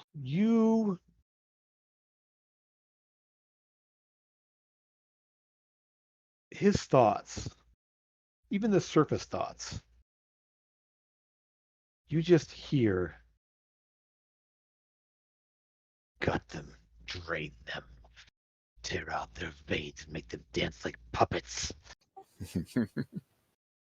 And like I like this guy. There is no change on his face, but those were his surface thoughts. Okay. Does Let's go in a bit deeper. Okay. Yeah. This is a that is a wisdom save. A wisdom save. He'll know. He would at that point he would know. Yeah. If he makes the save. If he makes the save. Yeah. Did he say anything to what I said, or He's gonna make the save, isn't he? We'll come back to just a moment here. Of course, yeah, absolutely. No, I just wanted to know before, because I didn't know if I said it before or after. Let me just pull up his saves here real fast and see what he gets. Because what's your DC? What's your DC? 16, right? 16. Yeah. I think it's... Oh. So I will give you this much. Okay. You will catch one. So the funny thing is that we're going to do this in order. Essentially, Trevor's you cast it as he's distracted by Trevor. Wait, what? Oh, so I was gonna say, what did I cast? I haven't cast anything yet. Like you cast your detect thoughts as he turns to look at Trevor, and Trevor says, What's the best way we can resolve this peacefully? Essentially, right. Is more or less what I said. And he pauses it and looks at him, and he blinks for a second, and the thought you get, I'm going to actually message you this one real quick. Oh man, this got so I intense. love Jim so much. I love this campaign so much. Same. Jim's typing. I am terrified, but while we're doing that, the last thing. I'm scared. So I'm you only scared. catch a blip of a thought before his eyes will snap back to you as he realizes what's happening. But this is what you, as he turns and looks at Trevor, you see him kind of tilt his head slightly. And that's the message you get. Just this quick thought. When he's looking at Trevor or when he's looking at me? Trevor. Oh, shit. And his eyes snap back to you. And while I know divine sense does not work this way, Sora, there's a sudden undead presence. That I can't you cast it up to 4 times a day, so I'm just saying there's no reason you would say. I'm saying it's like you unless you're continually casting it. But I'm just saying I'm giving this one to you for free. Beyond the door, actually the door behind the desk. okay. There is a sudden appearance of an undead presence. That's not insignificant. You kind of blink and just, huh? As an appearance, as the appearance suddenly comes into over your divine senses here, and he looks back at you, Amethyst. Says, "You're not broker, are you?" I will place my hand on my warhammer, take my other hand and put it on Eldon's shoulder, and whisper to him and say, "There are undead in the back." I shoot him. Okay. All right. Electric bolt. So you automatically just attack? Just automatically, right away, immediate. Oh, God. Okay, well, You don't see it. I just told you the one in the back. Yeah, but sure, and it'll just fires. Okay. yeah.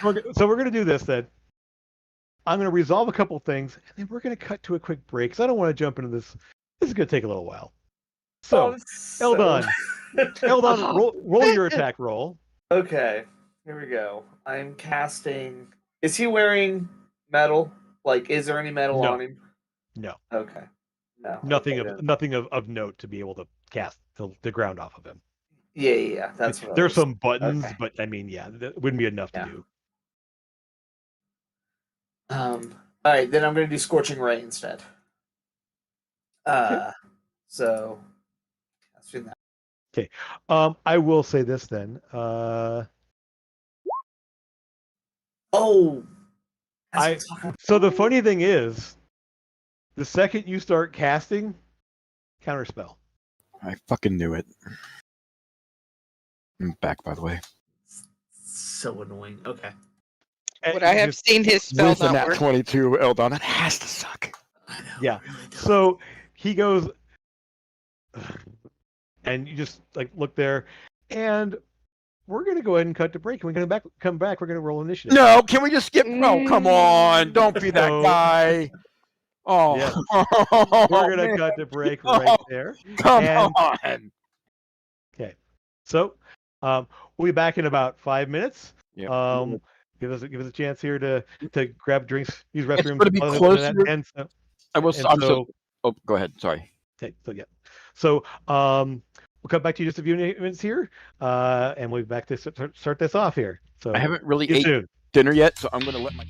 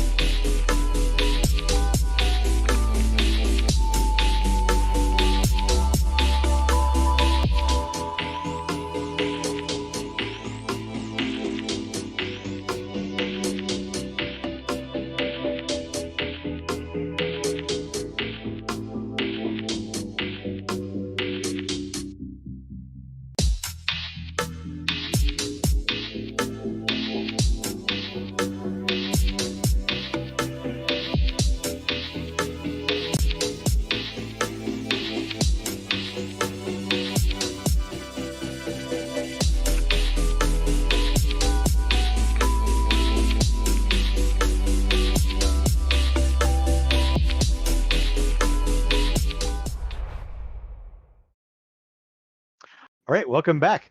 Here we go. Here, ladies and gentlemen, roll initiative.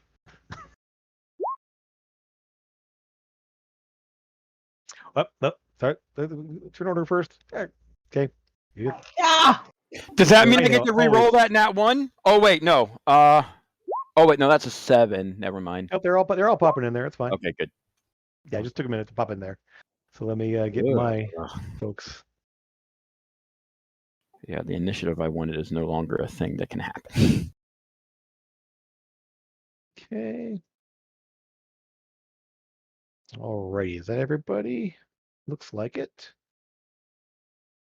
Okay. So Lucas, you are first up.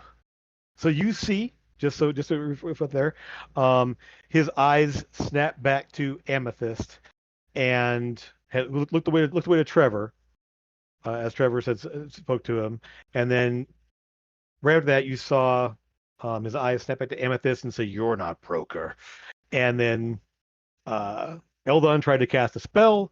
He made a motion and it fizzled, and that's where we are. So you are first up, Lucas. I'll try and cast another spell, I think. Go for it. What you got? Okay. So he will try to make his save on that one. He does not with a 12. So he is held for a moment. Right? So you see him kind of like, and his any pleasantness to his face, any like passive looking thing there is just a mask of anger and hatred. He is just ready to tear you guys apart, essentially, is kind of the view on his face as he freezes in place there. Anything as a bonus action or a movement? Whereabouts the door? Essentially, it's basically to your left and kind of a little bit behind you.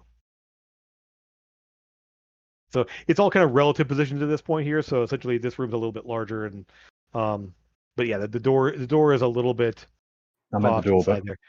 the door Huh? behind him. Oh, sorry. There's a door kind of back to his, so kind of about here, and another door over here behind the desk. Okay. So there's two doors, one's almost straight ahead of you, and one behind the big heavy desk to the left. I'll move so I'm behind him. Okay. So you rush around there. That's fine. Okay. Yeah. All right. So then Amethyst. He is staring at you. Actually, he looked back to counterspell, so he's kind of his view went back to toward Eldon as he waved his hands and countered his scorching ray, and essentially, yeah, and you see him freeze in place. And we need to get some. Let's see here. What do I want to use?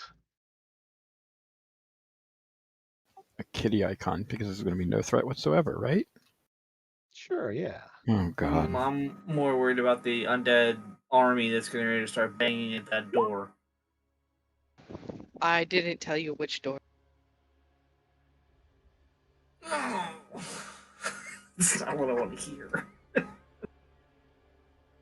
Okay, so that's so then you're moving to the other door, Amethyst. There's a door over there. So there's a big desk there, and a door beyond that.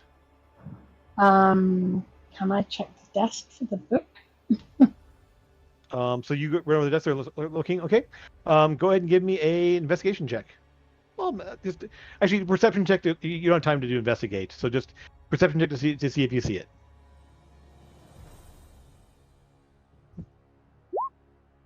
Okay. You do know it's not sitting out on the desk itself. There's a little bit of essentially like a notepad sitting open there and a little ink pen there. But there's no copy of the book sitting out on top there, and you don't see it like on the floor around it. You don't really have time to go rifling through the drawers and everything else at this point, unless you want to spend your whole turn doing that. Yeah. Okay, these are opening drawers. Okay, so in that case, as you open and close there, you don't see a journal in any of the drawers specifically as you open and close them. There's just sort of, again, this is a quick glance. It's either in there. Nope. One of the drawers, however, is locked, and and it kind of rattles in your hand as you go to pull that one open there. So bottom right drawer is locked as you go to move it. Okay. Anything you want to do is a bonus action. And that's pretty much your action to go right through the desk. No, it's fine. I'll probably just go and get the keys out of his pocket in a minute. Oh, next turn.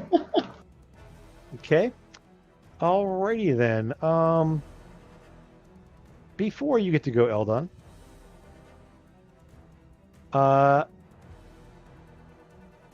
Amethyst. Mm-hmm. Behind you, the door behind you opens up. Oh. And you see a woman. Sort of a cutie. A long dark hair, kind of just loose there.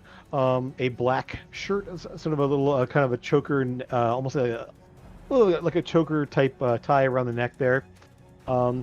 Just looks out at what's going on, and sees you kind of, and so you kind of glance over your shoulder as you see this, and I'll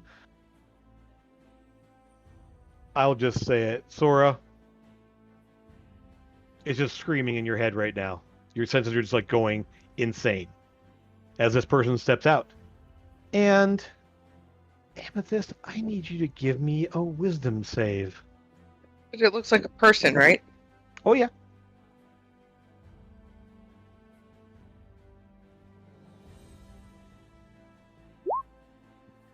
Okay. I'm just gonna tell you, well, because no one else is gonna know this, just you.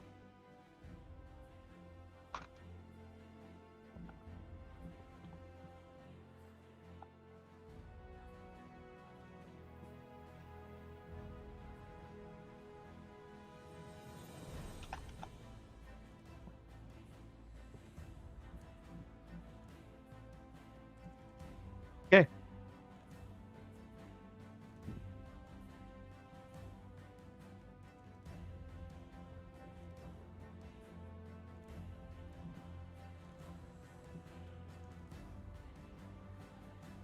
So, she looks out, and you all see her. I get. You get a bonus. Okay, then go ahead and roll again. If you Advantage. Have advantage. Okay, roll it again, just in case.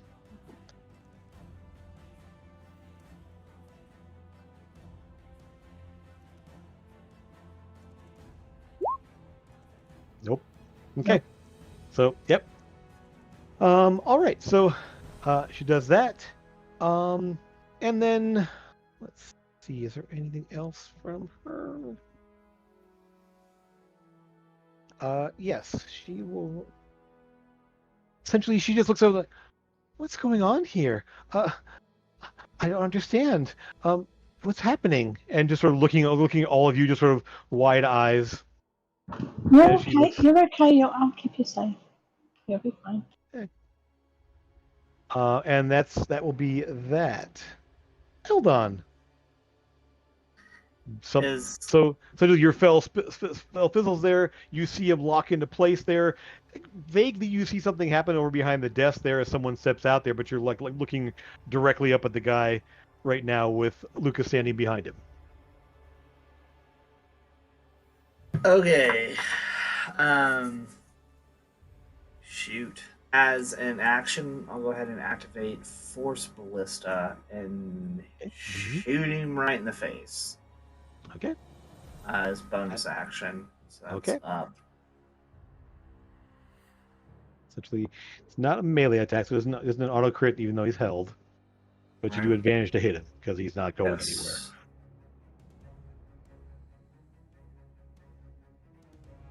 Actually, Jim, it does say any attack that hits the creature is a critical if he's within 5 feet. Oh, it's not melee? Oh, within 5 feet. He fired at him from across the room. There's a little bit of a gap there. Sorry. I technically need to be a little bit back, more like this. You're right about there. Because yeah, he and Amethyst were right in front of each other, and Eldon was behind. So yeah. But 11, 16. Okay, so what am I seeing? Oh, advantage, 16. right? Yeah, advantage. 16 will hit. So go ahead and any attack within 5 feet is a crit. So just roll your normal damage. Yep.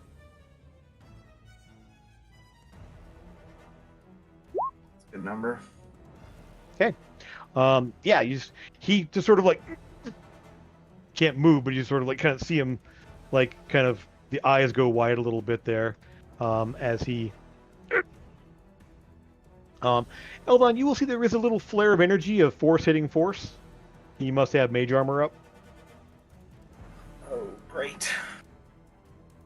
So, and Lucas, you'll note that too. Standing behind him, there was a little flare of energy. Trevor, don't forget your AC is +2. Gotcha. Thank you. You're about to see Trevor do something way different than he normally doing. Kind of scared.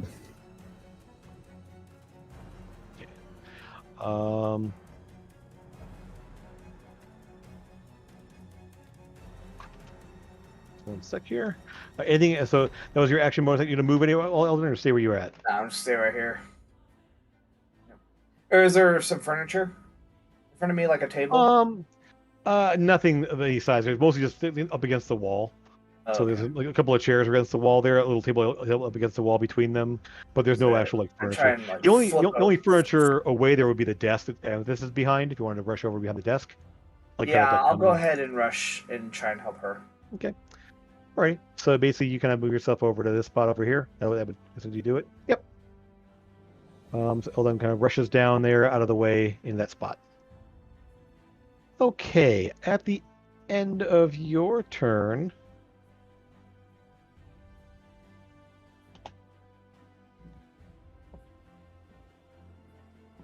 One sec here.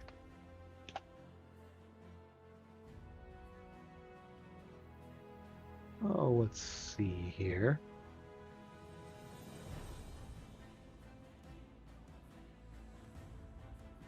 Great. So you will see this one here. She sort of reaches out and pats Amethyst on the shoulder, and then steps over to Lucas. And just sort of slides into place behind you there, Lucas. There.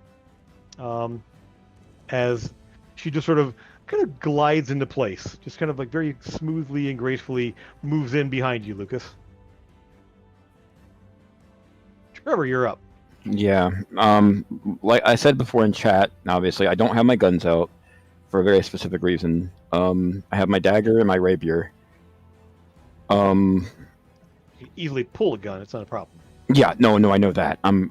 Yeah, no, fully aware. I'm just trying to not to be a one-trick pony this time. So I'm going to, and I have a pretty dragger. Might as well use it. And I'll walk up or slide up to him and say, "You will not have me, not dead or alive." And I am going to cast Hunter's Mark for the first time. It's kind of cool. Cool. As a bonus action. What does your Hunter's Mark look like? What is my what? Into being. What does your Hunter's Mark look like? Oh, I get to do that? Can it be black smoke? That's cool. Absolutely. In fact, yes. I didn't know I was allowed to pick that. That's sweet. Sure. Yeah. So essentially, a little black smoke twirls around him there and settles on his chest. It's sort of like a little, yeah, just sort of a pair of like eyes and kind of a smoky-looking face to kind of settle into place on his chest. Stab him in the heart with the dagger. And then yeah, you gotta go stick him. Which I know isn't a good idea. Keep in mind, I'm aware, but I have a plan. I was wrong. I'm not going to retcon that, but I mean I kind of have to. I will just be attacking with the dagger twice because I don't have my weapon. It would have been equipped by now, the rapier, but it's not. So I'm just going to say it wasn't. So you can obviously draw and attack. Yeah. Okay, So cool. you can draw your weapon as part of an attack. Yes. Awesome, love it. Okay, great. Yeah. So and you He's gonna settle in there. The smoky trails settle into place there. The little face forms on his chest there, and you pull the rapier out and try to stab him twice. You do advantage, Okay. and you are outnumbering him. And it's a auto crit. It sure would be. Yeah. You said I Yeah. get advantage on that? Yes. All right. You roll damage but not attack. Oh, you roll Hunter's Mark. I see it. Never mind. I see. Yeah, I was gonna say it should have. I would think. Ooh. Dagger or rapier? Which one is it? I'm just the second one would have. Oh wait, there it is. It finally came up. I had to reload. Sorry, because I just had to equip it. So ignore that second one. Okay. No, we're gonna go ahead and I'm gonna flip the. Can I flip the coin with those two daggers in my, or with the dagger and the rapier in my hand, or no? 'Cause I don't- Let me ask you this: there Sure. was the plan to draw the dagger and rapier, or just the rapier? No, it Or was do you- definitely to have both because I had that as my pocket cantrip. I did that while with the broker, so I've had that out for a very long time, but not out in my hand visible. And I I would definitely say that have you wouldn't be able to rapier. flip the coin while you're having it in It's your hand. There. very reasonable. Yeah, that's know very what? reasonable. We'll get flashy with this. You toss Okay. the dagger up in the air, pull the coin, flip it, flip the dagger. That's what I wanted to do, but I didn't think you'd let me do it. All right, Oh, cool. yeah. I love it. I Yeah. love it. Yeah, definitely. And actually, Mm, yeah, I go have ahead. I have two weapon fighting, so I can use the songbird dagger and I can use the master rapier, right? Well, you already used your bonus No, action to you- cancel. Oh, your got bonus it. Okay, then that is, yeah, because I did the bonus turn. So re-roll um, the rapier attack. Yeah, No songbird attack. no, it was the reload from there from the other one. I'm doing it right now, dude. Gotcha. Okay. My bad. Okay. No, that was me.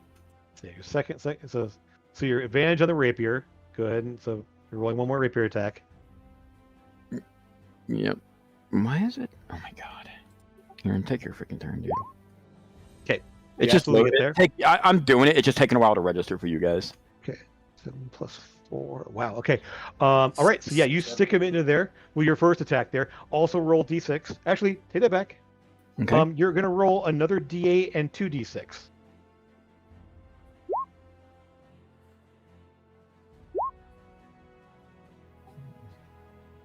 Perfect. So gonna be 21 damage as you just stab it into him. All right, and now roll your next rapier attack there with advantage. So right click on it and select advantage.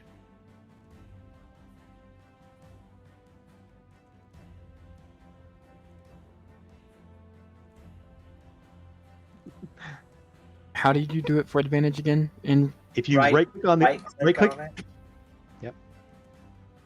where your plus to hit is, right click on it and choose advantage. that's right. You told me that before.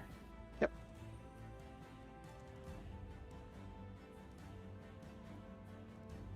That's a 19. So it's, yeah. Yep, you definitely hit there. So now you're gonna roll. So now you can actually roll your attack on the damage roll. Mm-hmm. Roll it, right click and choose crit. Oh, that's right. Because I crit on that without thing. Yeah. Because you're attacking within a paralyzed person within 5 feet. Love it. And they roll 2d6. Oh. Okay. Okay. That's fine. I'm still doing a decent amount. Especially if I'm not using my guns. Not bad. 16. Wow. Yeah. I'm happy Yeah, to you just blow my action surge right now and do this all over again, but I'm not doing it yet. So yeah, you just That and was- you see him there. Sora, you're well, you're not quite up yet, but I want you to roll me a perception check to notice something. Just see if you spot something. The answer is going to be no. You might roll high. We'll see. You can still roll a 20. It's okay. You roll well. You're Okay. rolling 18. I'm There you go. gonna send you something that you notice that no one else would. So real quick here.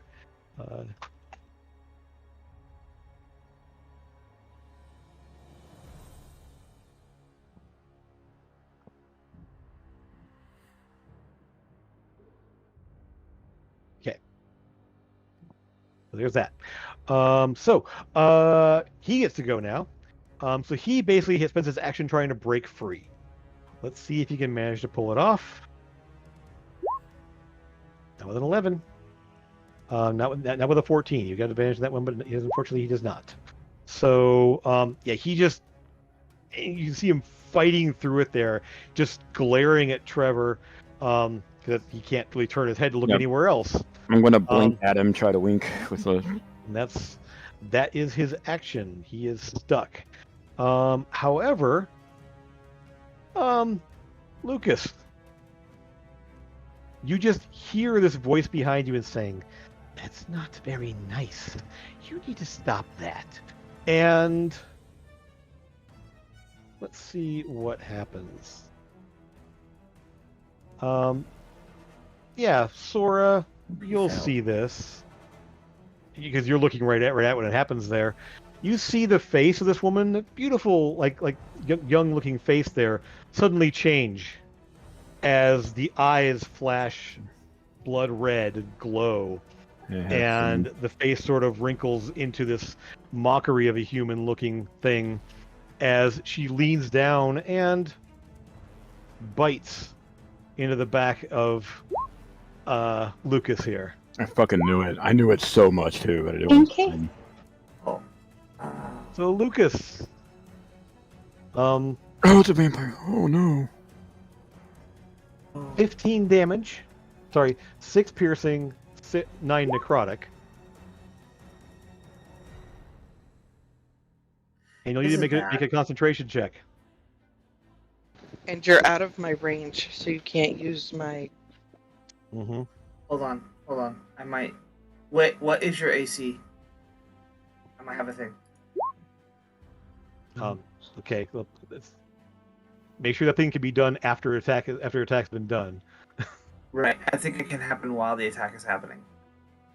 Okay. Oh no, it's only for me. Dang it. Yeah. You can't cast shield on someone else. No. No. It's my. Oh yeah. Warcaster. You're ready. Yeah. All right. So Lucas, go ahead and make a concentration check, a Constitution save. Is it a con save, is it? Yeah. And it's just DC 10, so it's not a difficult one. Okay. I'll use So- inspiration to reroll that. Go ahead and re-roll that. Good time for it. Well, let me mark your inspirations here so I know Trevor used his already. I did, and my I coin. use mine. Ooh, 11. There we go. We don't have a vampire growing up. Okay. No, that's not what it is. He's not slain. He just made the concentration check for the whole person. Yes. And did you use yours, Eldon? I have not used mine yet. Yeah, didn't think so. Okay.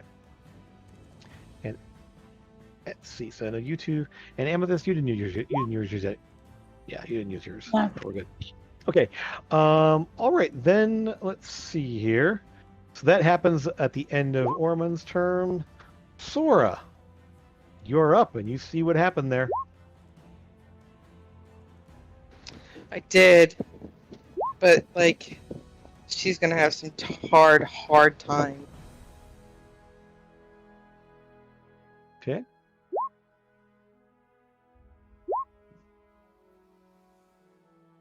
Okay. How strong of Channel undead? divinity. Okay. Make a Wisdom saving throw. Yep. If it fails, Okay. you are turned for 1 minute. It must have been the turn trying to move away. Okay. Let's see if she makes a Wisdom saving throw. What's the DC on your Wisdom saving throws?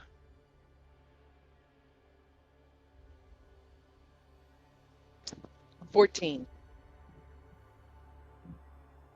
Okay. Let's see if she gets that. Nope, that's the wrong person. Never mind that. That's the wrong person. You got me all Are you excited. Sure. Absolutely positively. I actually closed the other sheet there. No. She's a little better than that. Might still be a bad roll. We'll see. Yeah, still a bad roll. Okay. She's not at advantage. I don't think so. She'll pass that. Never mind.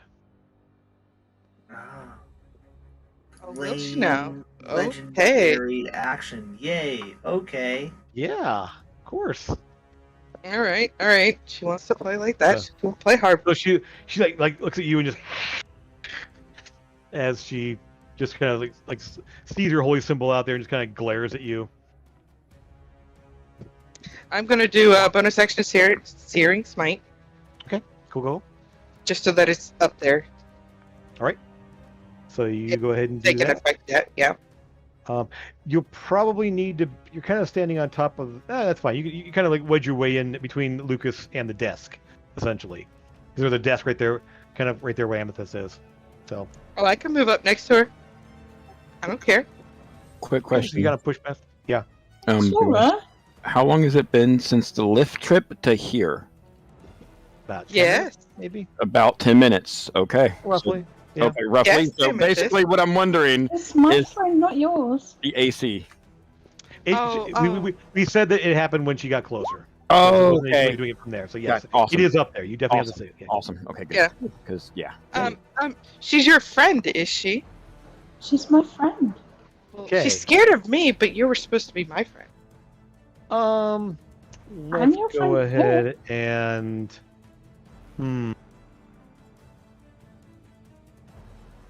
Don't hurt her. Do here. I mean it, don't hurt her. Yeah.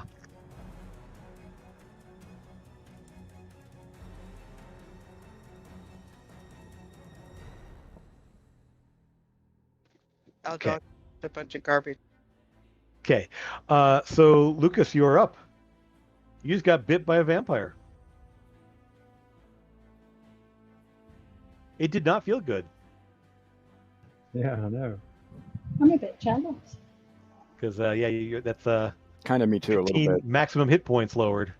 Yep. Yeah. Oh, sorry, the necrotic damage. So it was only 9, wasn't it? Yeah. Yeah, 9 necrotics. Yeah, 9.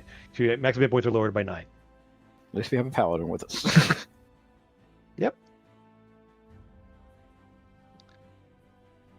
No, I'm gonna carry on attacking him. 2 people Okay. rather than 1. Yeah. All right. So you pull out your weapons and attack. Yep. Okay.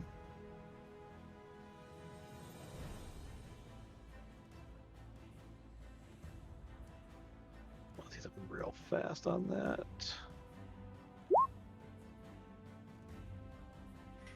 Okay. I heard Amethyst say, "Don't attack her. She's my friend." Right? Yep. You're standing right there, so yes. Okay. So real fast here. I want to see something. I say it to all of you. Just don't attack her, don't. She needs protecting.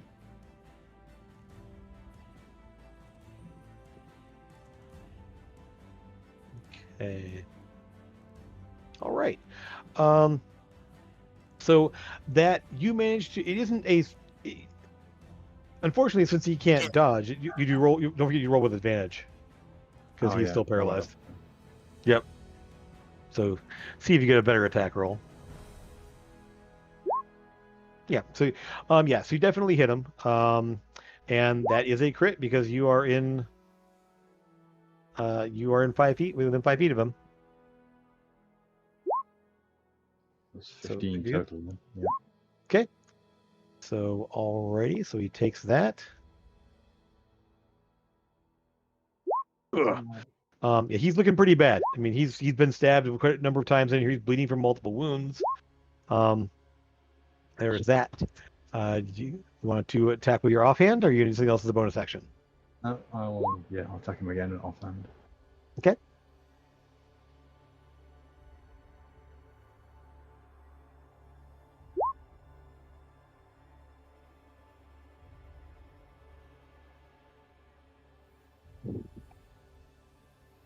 Okay. Okay, go ahead and roll that with advantage. Don't forget. When I roll with advantage, it doesn't come through to roll 20 for some reason.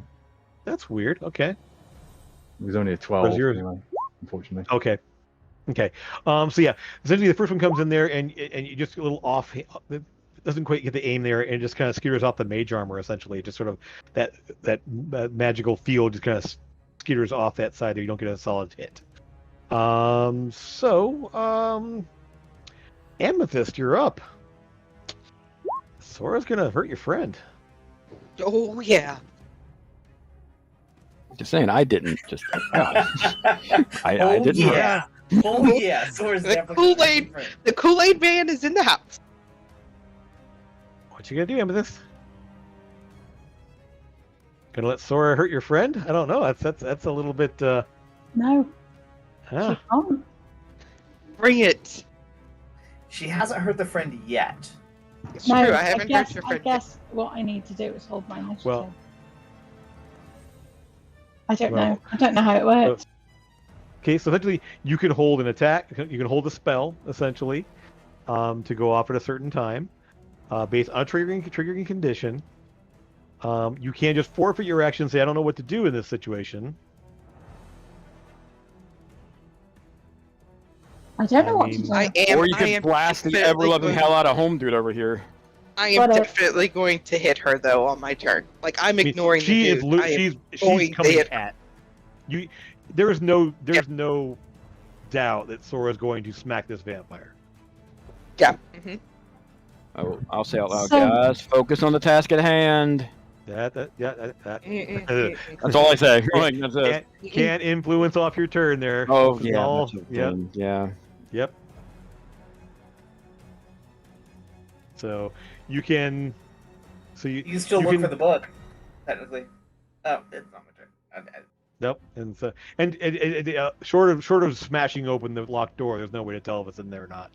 So, but yeah. So I gonna have to cast on Sora. okay. All right. So Sora, give me a wisdom save. Actually, if I see Amethyst cast on Sora, I will counterspell it. Yeah, you kind of turned Okay. sideways at this point there, so you counter the spell. Okay. So Jesus, what is Can I So, still roll to Lucas- see if I would have made it? No, it's fizzled. So, yeah. So you still would have taken damage either way. So it's like this way you don't take any damage there. You're not going to run away, which this would have forced you to run away. Well, we'll go ahead and so it's gonna happen. Let's yeah. So she just seeing you rush up to her, at the end of Amethyst's turn, she goes ahead and lunges for you, Sora, and tries to bite you. That's gonna probably hit with a 25, I think. So, 7 piercing, 9 necrotic. Lower your maximum hit points by 9. But it's only 7 hit points, right? No, it's 16 points total. It's 9 of it's necrotic, which means you lower your maximum hit points by 9. 16 points total. Got it. 7 piercing, 9 necrotic. Oh, well, Alrighty. sorry, if you Yeah. lower your maximum hit points by 9, it automatically takes those 9 off. Right. Oh yeah, it does. So yeah, don't double dip it. Yes, careful. Yeah. So when you lower your maximum hit points by 9, then do 7 more damage on top of that. Essentially, is how that works.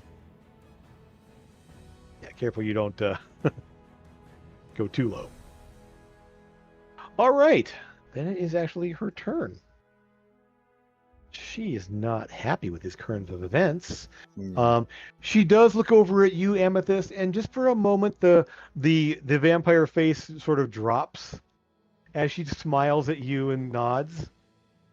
And then she's going to go ahead and Lucas, you used your reaction to counterspell. She just smile and so as she looks over your shoulder, Sora smiles at Amethyst and looks back at you, kind of gives you a little bit of a wink, and then darts around, grabbing him kind of by the scruff because, vampire, and just lifts him up and moves. Let's see, 3, 4, 5, 6, basically out the door. And he's Hunter's Mark too, so that's a plus. Yes. So yeah, you still know where they are at, essentially. So that's the move and action. Doesn't The Trevor grab get portion. Doesn't Trevor Trevor, you have melee attacks that you could take a swipe at her as she goes by. Yeah, I figured. Go for but it. Or him. I'm him, I'm or not. what? No, it's forced movement. You don't get to take Oh attack yeah. on Oh him. Yeah. Sorry. No, I know. Yeah. So what I'm wondering is, Sora, yes, you would as I'm well. right now. I don't know if Amethyst is charmed or not. Correct?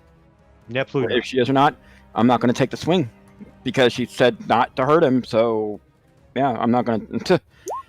Okay. Yeah. Okay. No. I'm going to use a inspiration to reroll that. Okay. All right. Go ahead and use that inspiration. I'll knock that off of you too. I feel like Too that's a bad you very don't have dumb. Sentinel. Yeah. There's 24, and plus, don't forget I had Branding Smite going. Yep. So go ahead and you roll can it, Burning Smite. You can expand to Smite as well. Sure. You can just Uh-huh. yeah.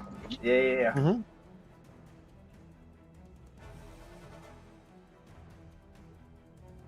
Okay, hang on 2 seconds. I gotta. It was a Branding Smite, right? Mhm. No, it wasn't. It was Searing Smite. Searing Smite. Yes. Sorry. Okay, so that's going to be another 2, so 12 total. And then, do you want to spend a smite as well? Yep. Okay.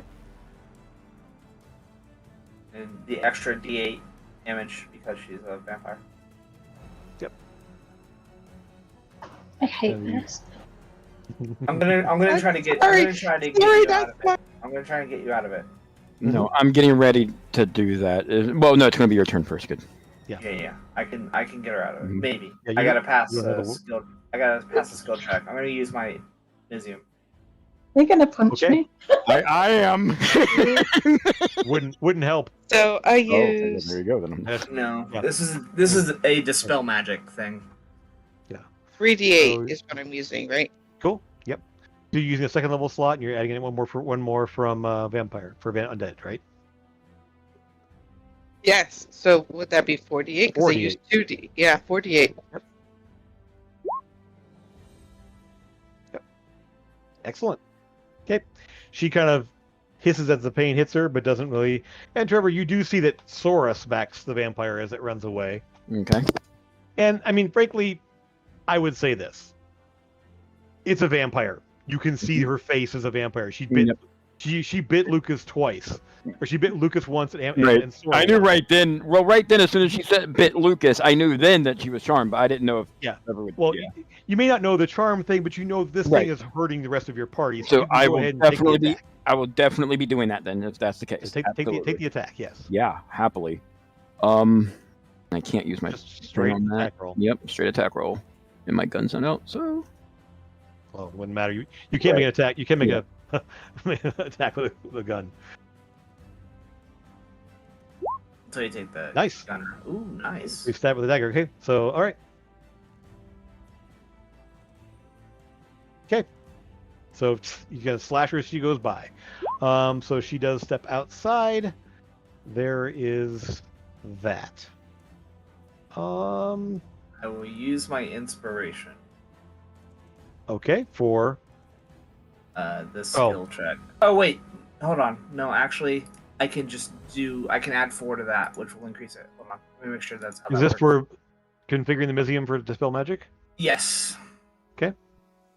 Don't let you need me- line of sight? Yeah. Okay, so yeah, you'll need to move first, yeah. In view of the door. She's down the stairs outside. So you need to move to the door essentially. to Oh, see. I thought you can dispel magic off of the affected target. It doesn't have to be Oh, off sorry. of her. Sorry, yes, Amethyst, you're right. Yes. Yes. Yes. Yeah, she has the effect, you're casting it on there, yes. Right. Oh no. Okay. Bingo. Boom. You are no longer charmed. Oh, So- thank God. So yes, you basically the Mizium generator flares up there, the magic swirls around you, and you just basically the arcane energy flashes in front of your face, Amethyst, and the charm dissipates. nice. And then I will use movement to come over here in front, Mhm. and she's catching a Eldritch cannon in the back. Shoot it up. 19 hitter. Absolutely.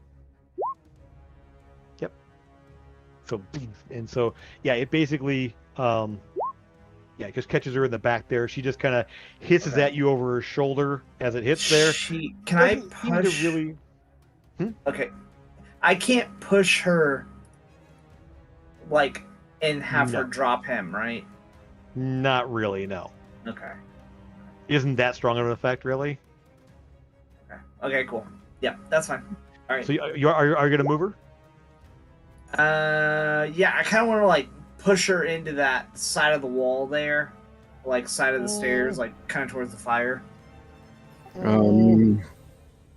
like over this way.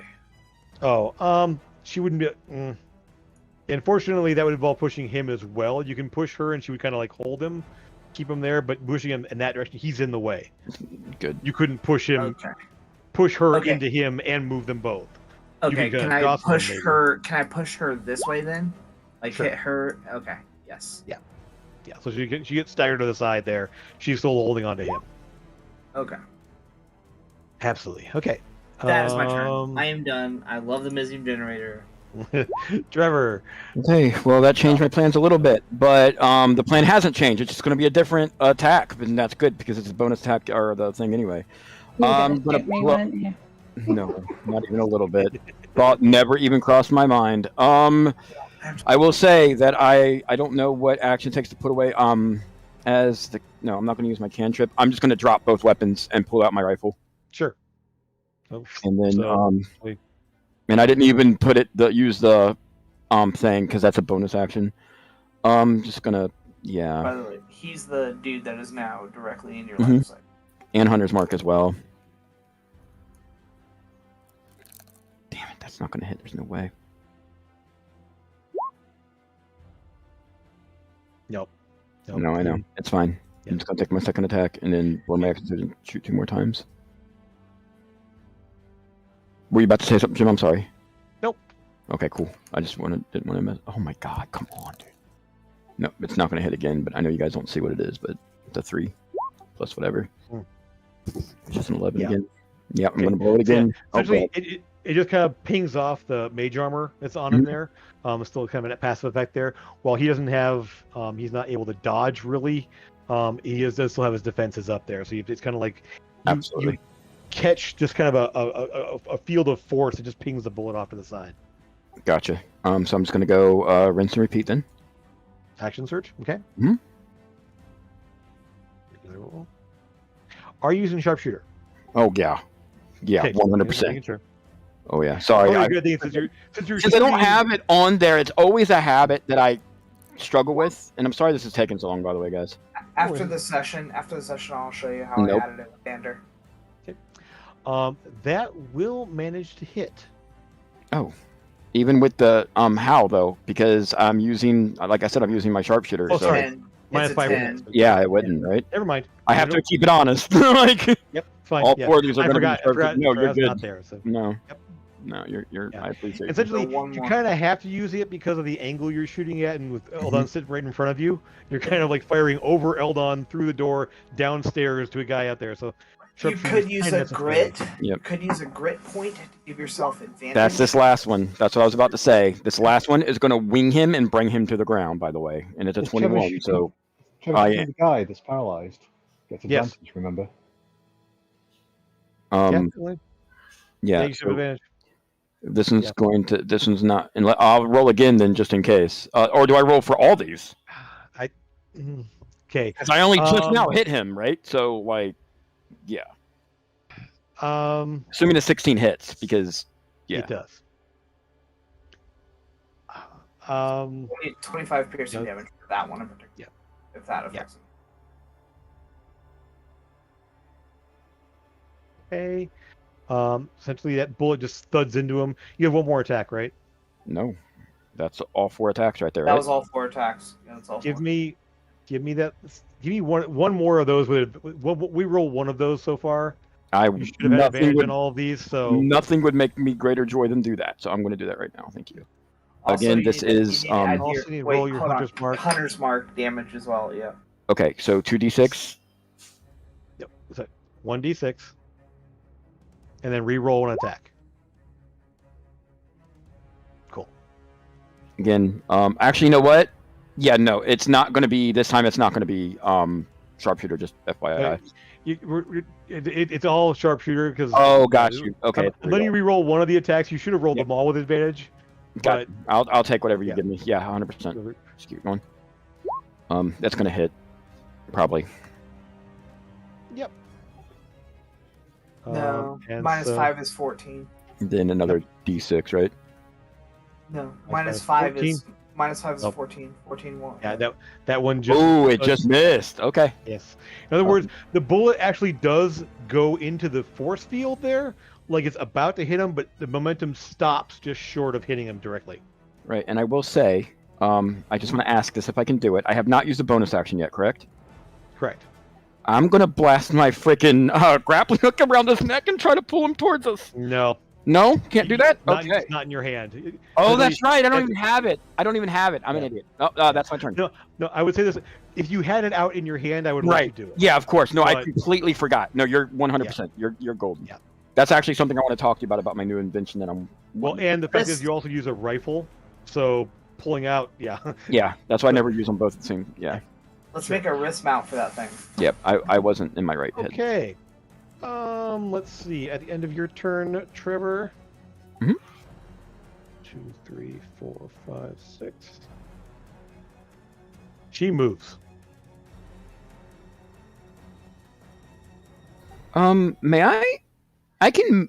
Since I wasn't able to take that. You know what? No, I'm just gonna leave my bonus. Never mind. I'm just gonna leave my hunter's mark on. Okay. And- Alrighty. Sora, you are up.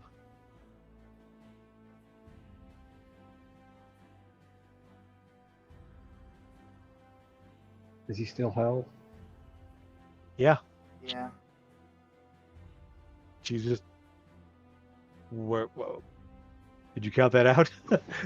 Yes, I did. That is 60 right there. Okay. Yeah. So you rush on up there. So yeah, that's your move and action. Sentinel for Sora, next level up. Please, God no, shut up with that. I'm practicing my sentinel moves right now. Y'all just can't Sure. see it. Yes. Exactly. All right. So you get up to there. Anyone do with the bonus action? I don't know that I have a bonus action I can use right now. You can cast another smite if you want.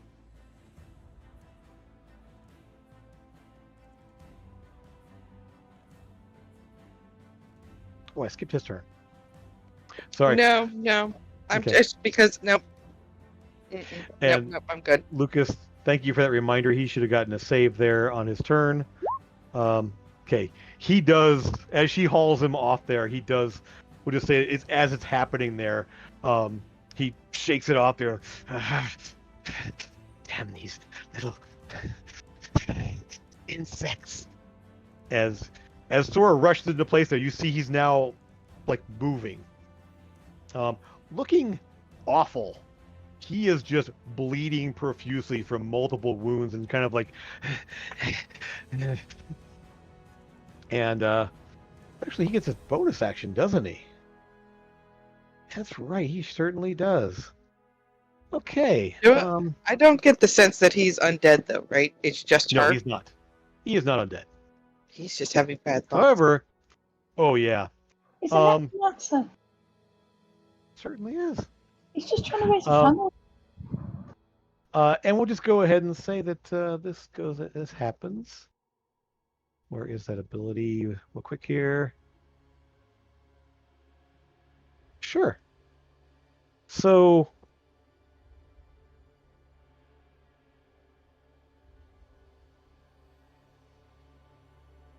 Oh, yay. That's exciting.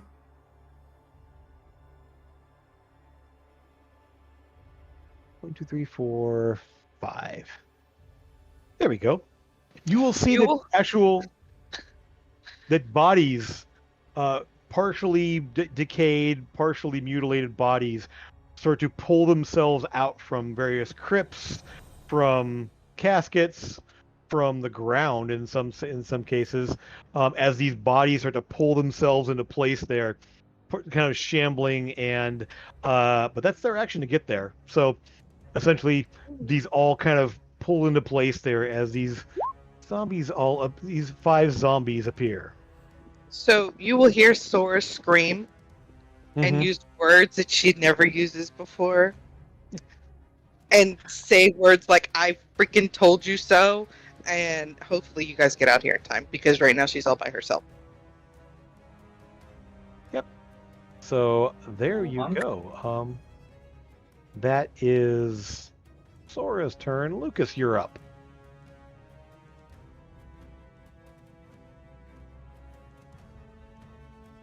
Okay. See what's So you happening see there, yeah. So you go into here and you see zombies kind of like up here. They're both looking away from you at the moment here. There's 2 zombies right here. They're both looking toward him essentially. So they're all looking toward them all there. They're sort of shambling into place there, just as they're trying to pull themselves free of whatever, either the ground or caskets, whatever else that's. So they are fully mobile. They're just not gone anywhere yet. I'm gonna cast this to get them 2.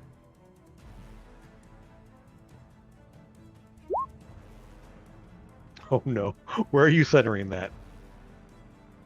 Just these 2? Hey, I was gonna do that too.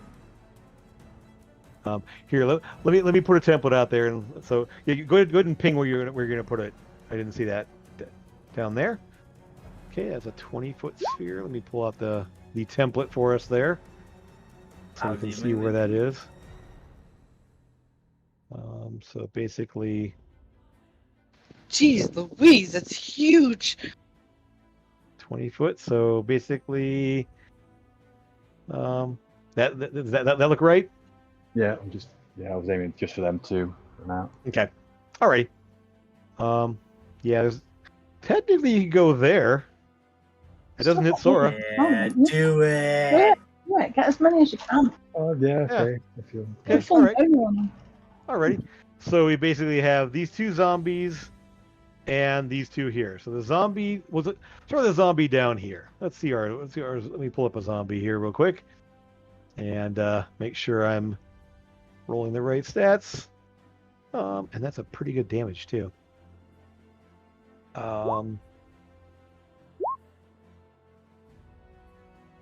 No. He just missed you there. You're fine. So no on that first zombie. Second zombie up here. Wow. Amazing.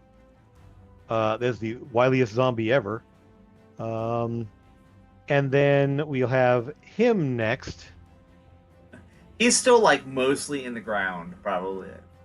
Yeah, partially. Yeah. Let's see if he's got. Just makes it. And her. No problem. Okay, so this zombie just gets vaporized. And they get their. He gets a con save. It's an undead fortitude, yeah. Oh. Yep. No, not even close. You need a natural 20. So that one is just gone. This one here takes 17 fire damage. Let me get that real fast. No.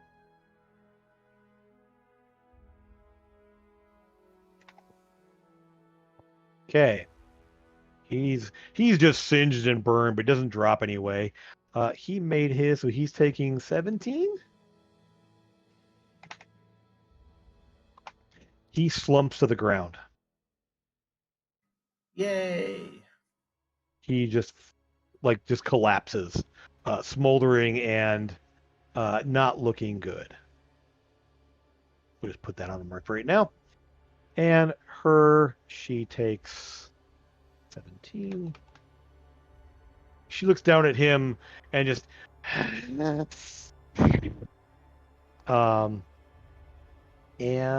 let's see here. Anything else, Lucas? Bonus action or anything? I'll give Bardic Inspiration to Sora. Okay, so Sora, you hear Lucas's voice call out to you from the side there and feel yourself being inspired. I will mark your dot there so you got it. Still D6 or is it D8 by now? D8. D8's now. Nice. Okay. At the end of your turn, she's going to Yeah. She's going to lash out. She can't do a bite this time around, so she's going to lash out at you, Sora, with a strike. 6. No, she's going to go ahead and slash you. So it'd be 6 bludgeoning damage as she just bashes her fist into your face. Yeah. She's not going to grapple me. She's not going to drop him and grapple me. I'm more important. No. I'm a paladin. No. So there's that. Amethyst. Everyone has rushed to the door or rushed outside, so you hear the impact of a fireball outside as Lucas launches into something out there.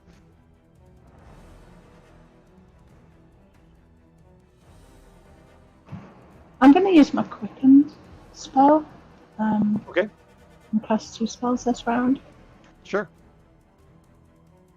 Remember, only one of them can be a leveled spell. One of them has to be a cantrip. Right. Okay. I don't know. Yeah. Oh, Let's just do some. I forgot something here. 1 sec.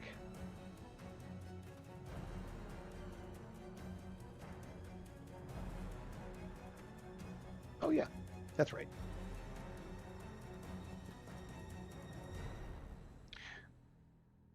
I knew there was something that happened with radiant damage in vampires.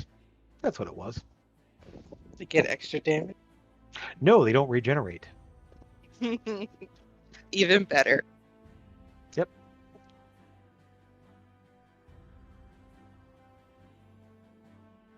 And since you use your divine smite on her, she didn't get to regenerate. That makes me so happy. Yep. Okay, so mind spike on who? On her. Okay, you need to get to where you can see her first. She's outside. Oh, am I still inside? Damn it. You can get to right in front of Lucas there with a movement. You can kind of go bounding past people there, and so this kind of bounds past you all there and leaps up the stairs there. And yeah, sure, you can just drop up to the right there and mind spike. All right, so she makes her save.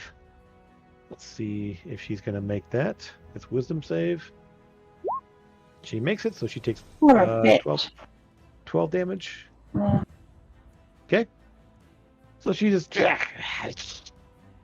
as the spike levels into her head from the side from your direction. Sorry about that, bestie. Yep. Let me see something here. Did you call her bestie? Yeah, but ironically. Oh, okay. She made me be her friend. Sword doesn't understand sarcasm. Okay. Her turn. Actually, she does not have anything left. No. Okay, so her turn. Seeing all of you, seeing him. Now, one thing you will notice is the zombies just sort of go slack. They don't move. They're just standing there. Just they don't move. In fact, the one that's like partially in the ground doesn't keep pulling himself out. He's just They're just like standing still. She looking around. Yeah.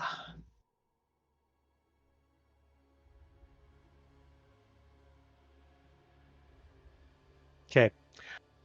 Sora, you see her looking around at him, looking down at him. She looks back at you and her eyes just flare as you can see just kind of the hatred and she bares her fangs at you. And she Can I bear back? Sure you can. Protection. That's a free enough action.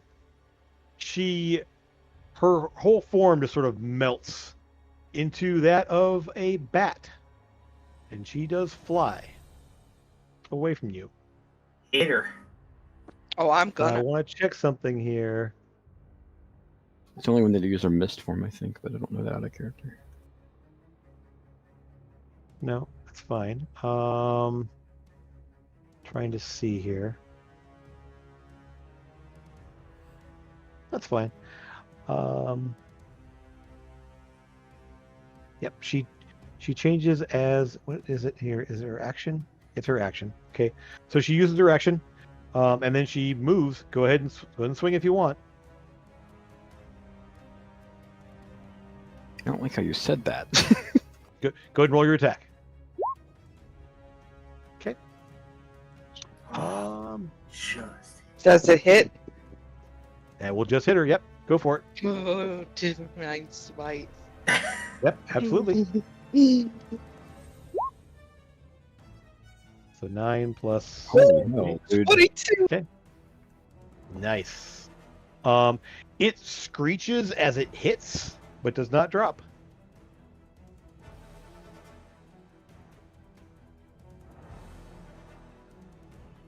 And the bat. Yell that she's turning into a bat. So she does turn into a bat.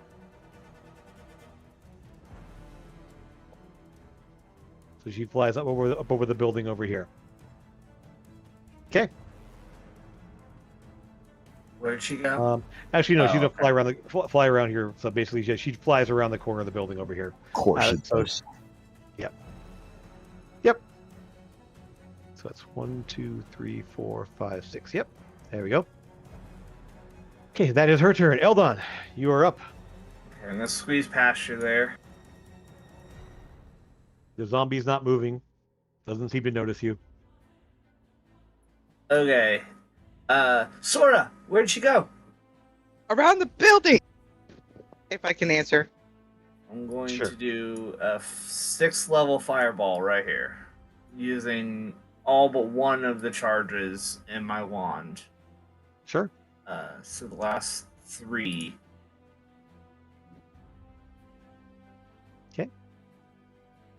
Dex save.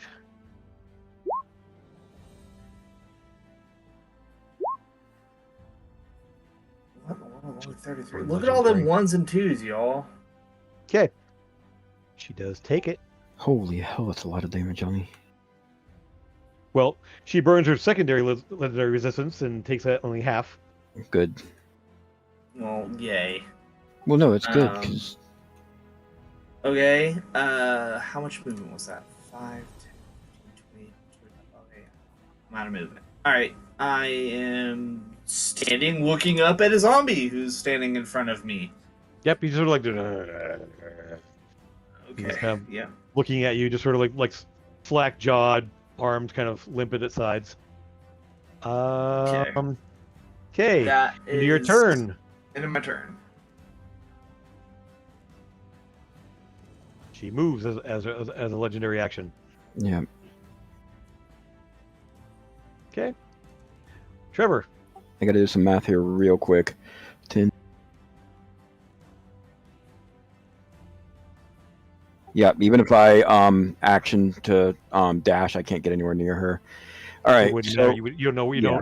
You sort of know where she is, but not really. right. Yeah, I heard them say it, but I wouldn't see where she flew away after that even. So I'm going to take a chance. I know you said he didn't do anything to Eldon, but I'm going to move right here. And the zombie doesn't do anything, right? Nope. And my bonus action is still, or my hunter's mark is still on. Mhm. These are going to be my last 2 shots. At This who? will be sharpshooter. Him. At who? At the guy. He's lifeless on the ground. Oh, that's right. He's paralyzed. Okay. No, he's smoldering. He's not paralyzed. He is smoldering. I must have missed. And That's my fault. yeah, I'm sorry. that's why the skull and crossbones is on him right now. Yep, I got you now. I'm sorry. Okay. It's hard to concentrate this second. No worries. So I'm going to hit. I'm going to actually not kill, but I'm going to hit this one near Eldon, and then first. Okay. Actually, you know what? Yeah, no, that's what I'm going to do. And just stick with that. I did not. Somebody please remind me to pick up those weapons that I dropped. Fuck. You've got to go back in there for the bot. Very true. Once you get the keys out of this pack. If I indeed don't that's what have it is. any way to re-roll that either. But I do get a second attack. at That's who you shooting? Who you shooting? Zombie? yeah, the one right here by Eldon. I said right there. Wow. Sharpshooter. Yeah, Okay. Yeah, you managed to miss a zombie, which is a yeah, trick. I know. Their AC is 8. Yeah, yeah, I That's know. But I have again. amazing. I could have easily said no, but you know. Yeah, it's all right. Okay. I'm gonna shoot again. This is not sharpshooter, just in case. Sure. No, I mean- it's like a 30. Yeah, no, it's fine. I would have said Yeah, it. yeah, you just shoot it. It just kind of and just I mean, they're not doing anything anyway, but there's not really much I can. he Yep. didn't do it. He just sort of takes it Yep. and just I mean, there's really not much I can do, so I'm just gonna go ahead and use all of my movement. I used 5, 10, 15. No, I got one more foot of movement right there, and I'm gonna use that, and that's it. Alrighty. Something happens.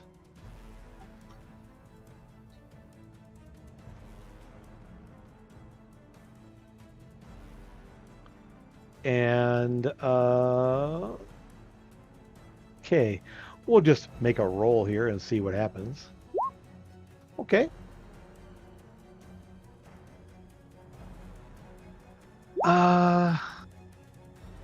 Sora. Yeah. Okay. So these zombies standing by you are just standing there, not doing anything. They're just sort of like standing there, just. Yeah, but they're still zombies and they're still undead and they still have to die. Okay. I'm going to roll your attacks. Yeah, Yeah. I'm actually going to use all 3 of my attacks, one on each. On him. Well, one on the guy here, and then one on this one, and then my bonus attack will be on him. He's Bonus dead. attack. Oh, is he dead? I thought he was Well, not dead. He's lifeless on the ground. Yeah, that's what. Oh, then never mind. Smoking and smoldering. Yeah. So, Yeah. I mean, he is down, and so All right, then 2 attacks on the guy on top, on the north end of me, and then the guy on the what's east the side. bonus action attack? What bonus action attack are you talking about? I get extra attack. That's your second attack. I thought I got a third. No, if you have Maybe I an was offhanded thinking ahead. weapon, yeah. If you have an offhand weapon, yes, you would get a third attack as a bonus action. Yes. So, I'm just gonna say this: you just and just smash a zombie. If you want, you either take out this one or this one. Which one do you want to take out? This one. The one down here.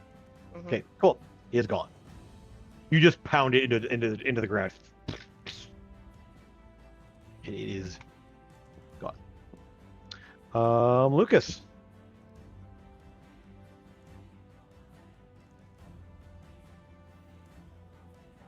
I'm going to use the sit-in and cast fly on myself. Sure.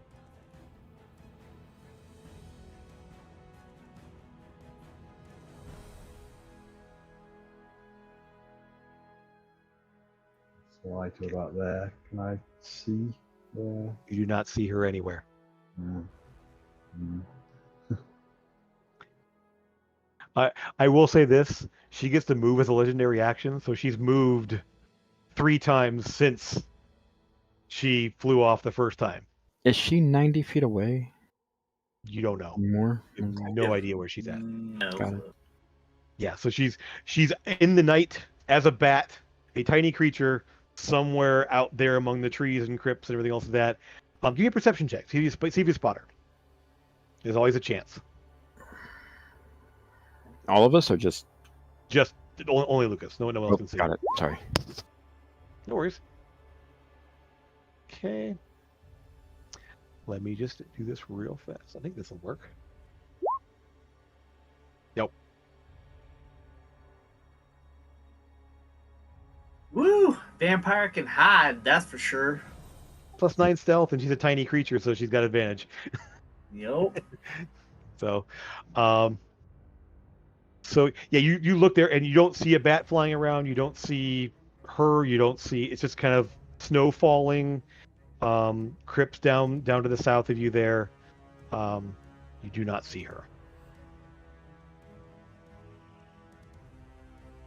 At that point, we're going to drop out of it. Well, actually, we're going to drop out of initiative. What are you doing with him? Shackling him Searching up, his I wanted- pockets. I'm going to use my manacles and restrain him the best I can behind his back and tie his legs up with anything, and then even. As you go to do that, I do want to point out he is bleeding out. I am going to lay on hands on him. For one. One. Yeah, one.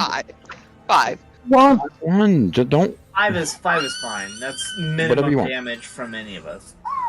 That's okay. So this is it. So Trevor, you are hog tying him up there as Sora gives him 5 hit points, which he does wake up. Can we not search his pockets first? I got my gun trained on his face right now. Actually, I stuff a rag in his mouth too. Sure. Okay, so you guys are he's bound. trussing him up there, checking his pockets, tying him up. Sora manacles, can dive in his head. Sora heals.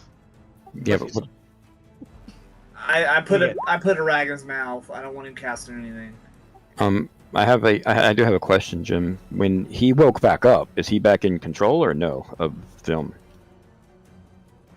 I will say this: he cannot continue maintaining any kind of concentration. Awesome. They will just sort of collapse. Awesome. They are, yeah. So essentially, they hadn't gotten to their turn yet where they could just drop. So gotcha. So okay, good. They were just standing there until then. So they basically just all collapse into heaps. Awesome. Miss Sora, will you please dive full steam into this individual's head? We need to know as much information as we can get out of him. Sora doesn't know how to go into people's heads. It is, yes, very stressful. I have met my first vampire. Did not enjoy that. Sora will try to take her head and put it into his head. Miss Amethyst. Okay, so laughing Amethyst, the whole time. Well, Amethyst, you search his pockets there. You find like a watch. You find like a pocket watch kind of thing. You find some coin. And you do find tucked in there a book, but it is not the journal. He's a wizard, so it's a spell book. Nice. So take sort of that. tucked into his coat there. I will take that. Yeah, I'll give that to them. Get around to that another time. So, effectively, yes, you have. Other than that, you don't find a copy of the journal on him. You do find a key in a pocket. Actually, you find a key ring with multiple keys on it. That'll do me. And, that's what I'm looking for. Since he is gagged, he does not get a chance to actually do anything. He can't cast. He's tied up. He can't move. So he's just sort of like sitting on the ground there, just, and he just sort of like slumps and just stares at the ground. So that's where we kind of pick up there. Let me turn the music off here. We don't need any combat music now. Oh, but I was jamming out to that. I know. It's good stuff. I could barely hear it, but I was jamming out to it. Yeah, I didn't want to put it too loud there because I know it's a little hard to hear what's going on. So yeah, it's appreciated. All right. So as the snow sort of still wafts down around you there, little breeze kicks up there and whirls it around into little snow devils, essentially off in the distance, around the crypts and everything else. You have him trussed up. He can't speak. He can't move. He is barely alive, as you healed him for pretty much the minimum you could, and there's blood all over the ground there. His clothing is a bit charred. Let's drag him inside to get out of the snow, and then we can look in the dresser, and then, sir, we are going to be diving into your head. Just to let you know, ahead of time, as you will have a possibility of resisting. If you resist, unfortunate things can happen. I can keep bringing you back over and over again until you answer every one of our questions. He really will. And trust me, I can tell you for a fact, Doc, when he 100% means it.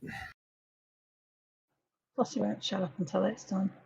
So, Jim, what do we know about vampires? Give me a religion check. they're party bastards, and they can charm people. Mm-hmm. There's That's two what I things for know. sure. You know kind of a bit about them. I will specifically they do have weaknesses against sunlight and against radiant damage. The weaknesses aren't necessarily specifically to like resistance damage and all that, but it does hurt them and can mess them up. Running water is a problem for them. Let me see what other details I've got for you there with that roll. They do bite, and obviously they can make people their thralls if they can lower their hit points far enough. They can charm. They regenerate. They're very hard to kill. And let's see, what else would you know for sure with that? Obviously, they can change into a bat. They can change into mist. Yeah. Other than that, they are resistant to a lot of damage from non-magical attacks. They're strong, fast. Smart. Yeah. Not compared to you, they're not quite as smart as you, but they are smart. Yes. Right. Yeah. So their weakness to radiant damage means they can't regenerate. They also can't regenerate if they're in sunlight.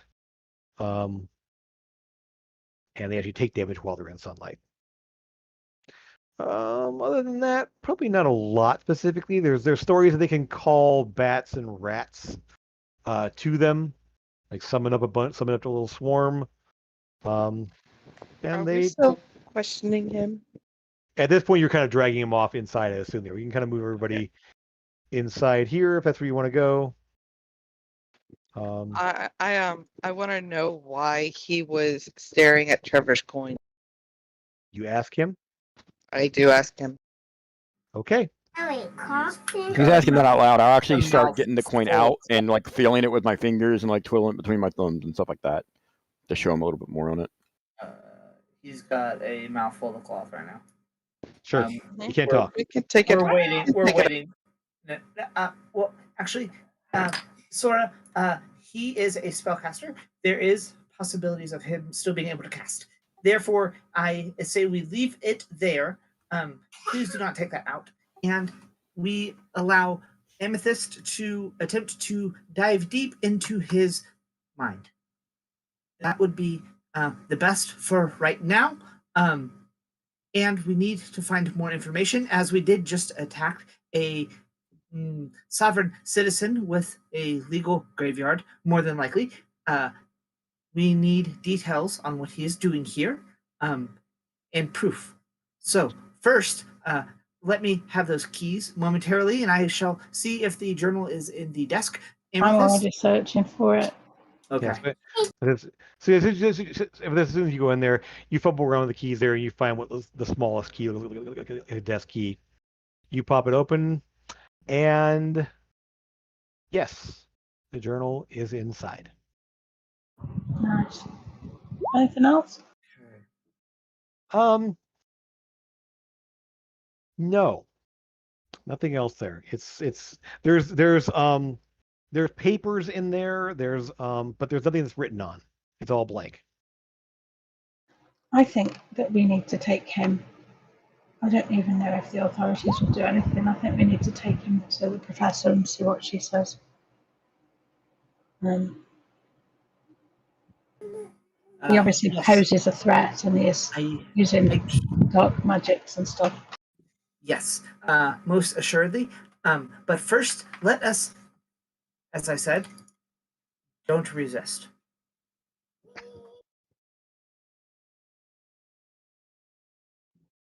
He just looks at you blankly. And you can tell he is not afraid of you at all. There is no trace of fear in this man. You will learn. I promise. You will learn. Eldon, do you still have that acid, just out of curiosity? Yes. Okay. Do it. He literally just stands there looking at you. Maybe Eldon. What I will say, if you do this, if you kill somebody unarmed, I'm not saying he's innocent. It changes you. Oh, he's unconscious again. Okay. Yeah. You pour the acid on him. What are you doing? I will hold What the hell, dude? I'm trying to detect his thoughts, and you've made him unconscious. Oh, I didn't even see that part. I would wait. I would wait. She's I'm sorry. I'm sorry. I'm going to say this. I only asked if you had it. I would expect you to do it yet. I'm like, holy crap. Actually, based on this, Amethyst, you go to cast and you're standing over here. Ellen, you're standing over him interrogating him there. You pull out the acid and pour it on him. He falls over. Amethyst, your spell fizzles as he goes unconscious. Gotta be awake to have thoughts. Yes. Eldon, Amethyst obviously is gonna be pissed at you. Door's pissed at you. I'm gonna cure wounds on him. Wait, do I Yes. have? Can I? No, wait, hold on. I gotta check. I will cure wounds on him and bring Good, him because I don't know back. if I have that spell slot. Oh wait, yeah, I do. First level spell slot. Yep.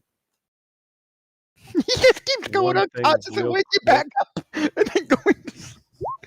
Oh my gosh. Bring him back with a little bit more. He got more healing from us than the entire party did.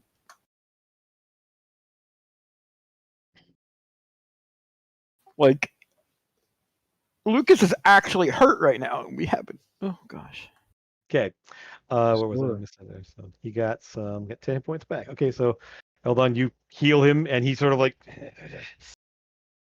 looks up at you and just sort of like after a couple of breaths, just looks at you blankly again. So that was round one. Can you just stop? Can you just not, please? I'm stopping. I was letting you know. So now, Amethyst, please. He's not going to be scared of you. No matter what you do, no matter how much you hurt him, he's not going to be scared of you. It is a possibility, but first, yes, please. I've wasted a spell slot. I have one more left at that level. Yes. Okay. I will attempt to do it again. All right. So, your surface thoughts is he, all that like vitriol and hatred you saw him the first time there, and those thoughts of like gut him, all that. Like at this point, he's just looking at Eldon and just saying, "Oh, please, just keep going, just keep going." And while he's got a blank expression, he is happy on the inside. So he's enjoying it. Oh yeah, he loves seeing good people go evil. That's what I was warning. Yeah, And so he's very pleased to see the direction this is taking. And we'll go ahead and it's a wisdom save, right? So let's see, wisdom save. Nope. Maybe you'll change your mind about Trevor and want Eldon to be his little bitch instead. Mm-hmm. So the surface thoughts sort of fade away, and you start to delve, and you push into his thoughts. And I need you to give me. This isn't a dangerous video. Give me a wisdom save. It's not like an effect that's happening there. It's just something that's more a reaction. He's not casting a spell or anything else. It's just okay. You sort of like, as you kind of push into his mind there, you recoil a bit as you just see various images of him doing terrible things to bodies, as in like cutting them apart, putting things back together, casting spells and dark magic, something like that. Nothing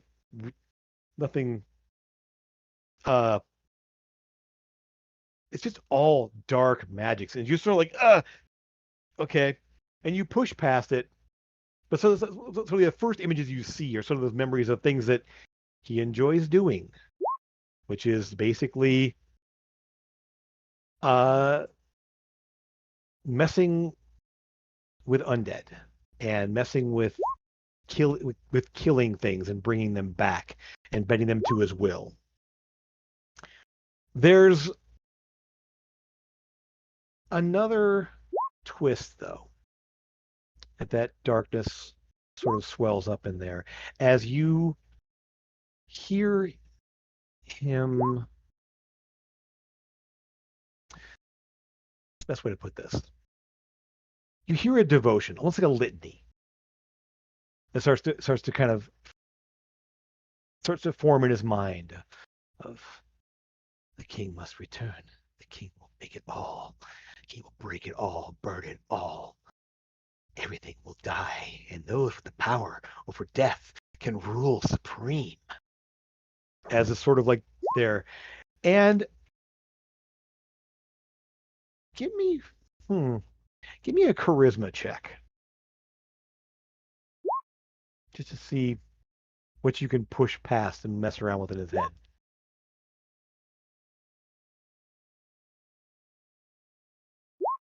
Okay. You actually will pick up a memory. It's hard to tell when exactly. He looks. It's from his point of view, and you see him talking to someone. Dark clothing, kind of a long dark coat, a silvery breastplate or something underneath, shining. Dark hair. The eyes look like just smoke, just trails of smoke. Pale skin, a large, long-handled greatsword over his shoulder. The man he's talking to, and the voice. Well, you realize you've seen that face. It's in a painting you got for your birthday. Oh God. And the voice, the man speaking to Ormond, this will be fun, glorious. We will bring him back. We will. We will have the power to do as we wish. And you see Ormond, you kind of hear Ormond like, yes, I am eager to serve. I'm eager to do my part. I have a powerful ally. And he sort of looks to the side there, and you see her, and standing next to him, the vampire. And Wraith kind of looks his head at her, nods, and we will be in touch. Find out what we need. And then he sort of melts into shadows, just darkness, and disappears.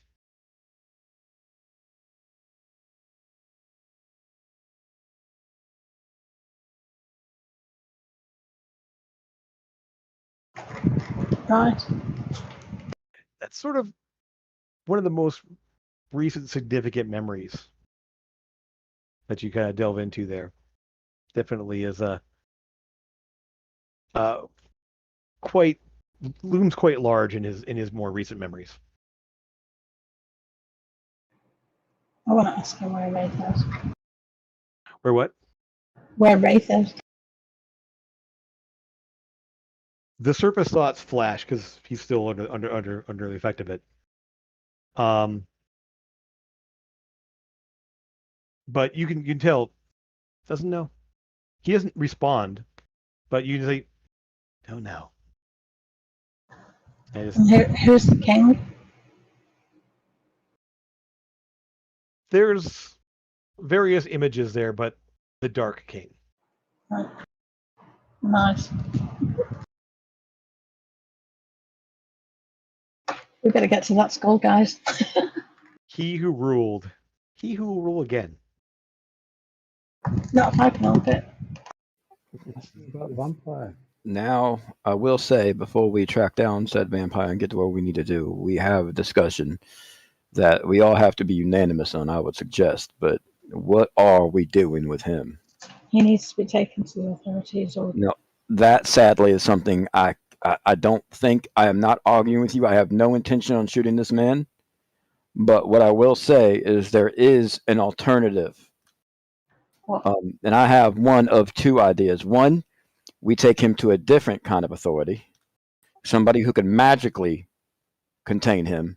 If we just take him to some authority, this man is too powerful. Even now, I don't trust just leaving him in the hands of those inept guards who just let us walk on out. Who knows what this man can do? What if they're in contact with that other vampire we just had to fight? What if she comes back to free him anyway? You don't want him dead. I understand said thing as much as I want to shoot him in the face right now. There's another option. We do nothing. I never said I didn't want them to die. Oh, in that case, I shoot him in the head right now. I wanted to just ask him a couple more questions. Oh, wait, Well, before you do that, okay, where the resting place of the vampire is. And, Gotcha. I'll let you before I shoot him. Then I'll let him ask all the questions. The gun starts to come out, and you manage to stop him before he actually pulls the trigger. Yeah, exactly. Yeah, because I don't want to do anything. I don't want to do that again. But yeah, like ask away. However, those of you who lost damage to the vampire, it does not come back until a long rest. So don't forget that it lowers your maximum until a long rest passes. I'm hoping a long rest is happening fairly soon. I hope. Straight to the live team after this. So, Amethyst, I would say this. Sora kind of thought to you something there. If you saw it there in chat, do you want to do that before? Yeah, I wanted to find out if he knows where the vampire might have gone as well. If we've got time to do that. I would say you're gonna have one or the other, because there's a lot you're delving into. It's a minute long this spell. We need to try and get rid of this vampire if we can. We don't want that loose. Not if she's part of this. She's part of this pact. I'm not in there. I am out tending to the horse. So whatever you guys are doing in there, Sora has no. Okay. Oh, I stepped away when he dropped the acid on the guy. Gotcha. All right. So you sit outside, and so Sora's out of view. Let's see. Okay. So that's about the vampire then. Yeah. His thoughts are. He knows the vampire has a resting place here. So you get an image of of her walking into the back somewhere. But you can tell from his thoughts that that's a place she chose. She has other places. She stays here because it suits her.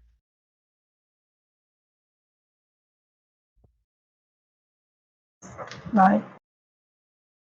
So, can I ask him one question? So at that point, the spell sort of fizzles out. At that point, as you kind of shake off the oily, darkness that's kind of clinging to your mind as you delving into his thoughts. And you say, Trevor? Sorry, yeah, I just wanted to make sure I didn't interrupt again. I'm sorry about that, by the way. I will ask him. I still have at this point. It's not even trying to intimidate him at this point anymore at all, because I know fully well what I'm going to do.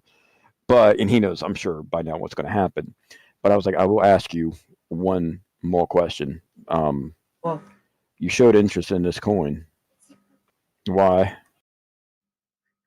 Because I actually, as a character, missed that part, but I heard you say Sora said something about it. So I wanted to make sure. You didn't see it. Sora saw something. Got you. And asked you about it. His mouth was right. Was okay. Sorry. I kind of glanced out at that point. I just want to make sure before I said anything in game.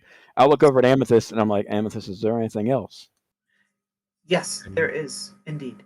We take him back to the Lyceum. We will need information more from him, and we need rest as we need more spell slots. And we will continue this discussion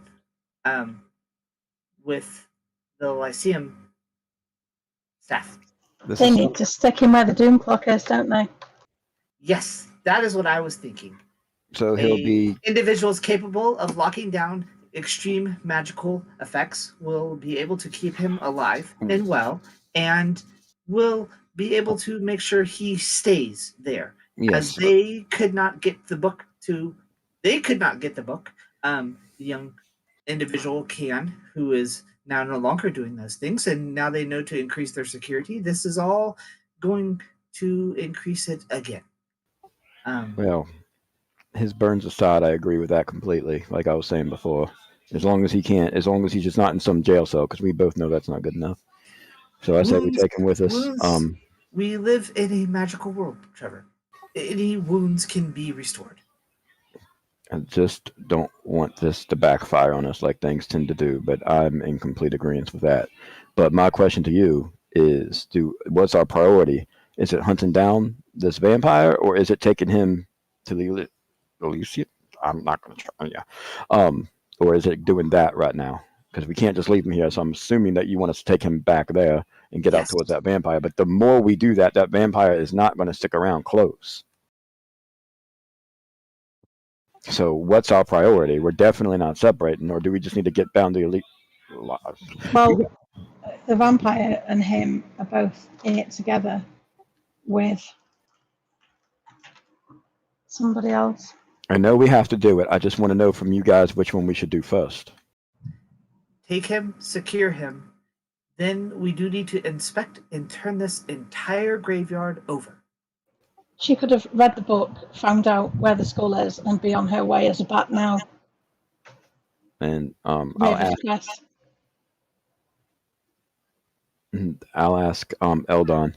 You have a way to record things, correct? Not just sounds and yes, things. And images and right. Voices. Will you do me a kindness? In case this man, yeah, we have a lot of evidence against him, but he might try to plead a case. We don't know, because as far as they know, he's an upstanding citizen. Am I wrong?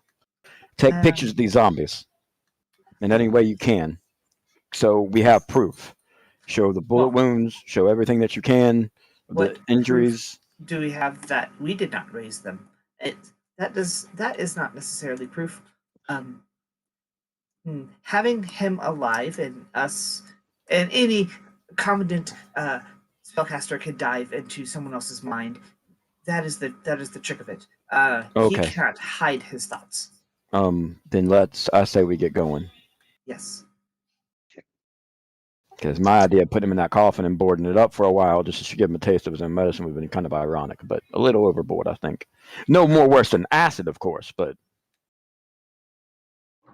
Let's just take him to the Lyceum. Yes, please. Let's go. Definitely. Anything else Lucas or Sora wants to do before you leave? Okay. Let's search around the place. That's what we do. Oh, yeah. For sure. So, I mean, essentially what you see is for all intents and purposes, the front rooms and all that here is all above board mortuary, funeral home kind of thing, where they basically have a viewing room where people can view the bodies and say goodbye and do all that stuff like that. You see sort of an embalming room in the back. And then things go a little dark as you move downstairs, and there's actual like ritualistic things for doing necromancy, your implements of torture and or mutilation and other things. It gets to be, those of you who haven't seen this kind of stuff, it's pretty disturbing. If you don't really know what some of it's for, there's definitely a dark feel to this place when you go downstairs. I will ask. Nothing active though. This is a funeral I will home. take photos of. Do people live here? Is there a bed? Is there like a quarter? I know it's a funeral home, but usually they live there, literally. So I'm just curious if he has like in a bedroom or somewhere you would sleep. So you will find that downstairs there will be a well-appointed bedroom area and a secondary room where there is a coffin set up. I'm just gonna start tearing up all that. Not the coffin necessarily, but like searching that area if I can. Okay, I will say this: how long are you going to spend time? A couple of seconds, like a couple of minutes, just a quick run through so we can get on the road. Yeah.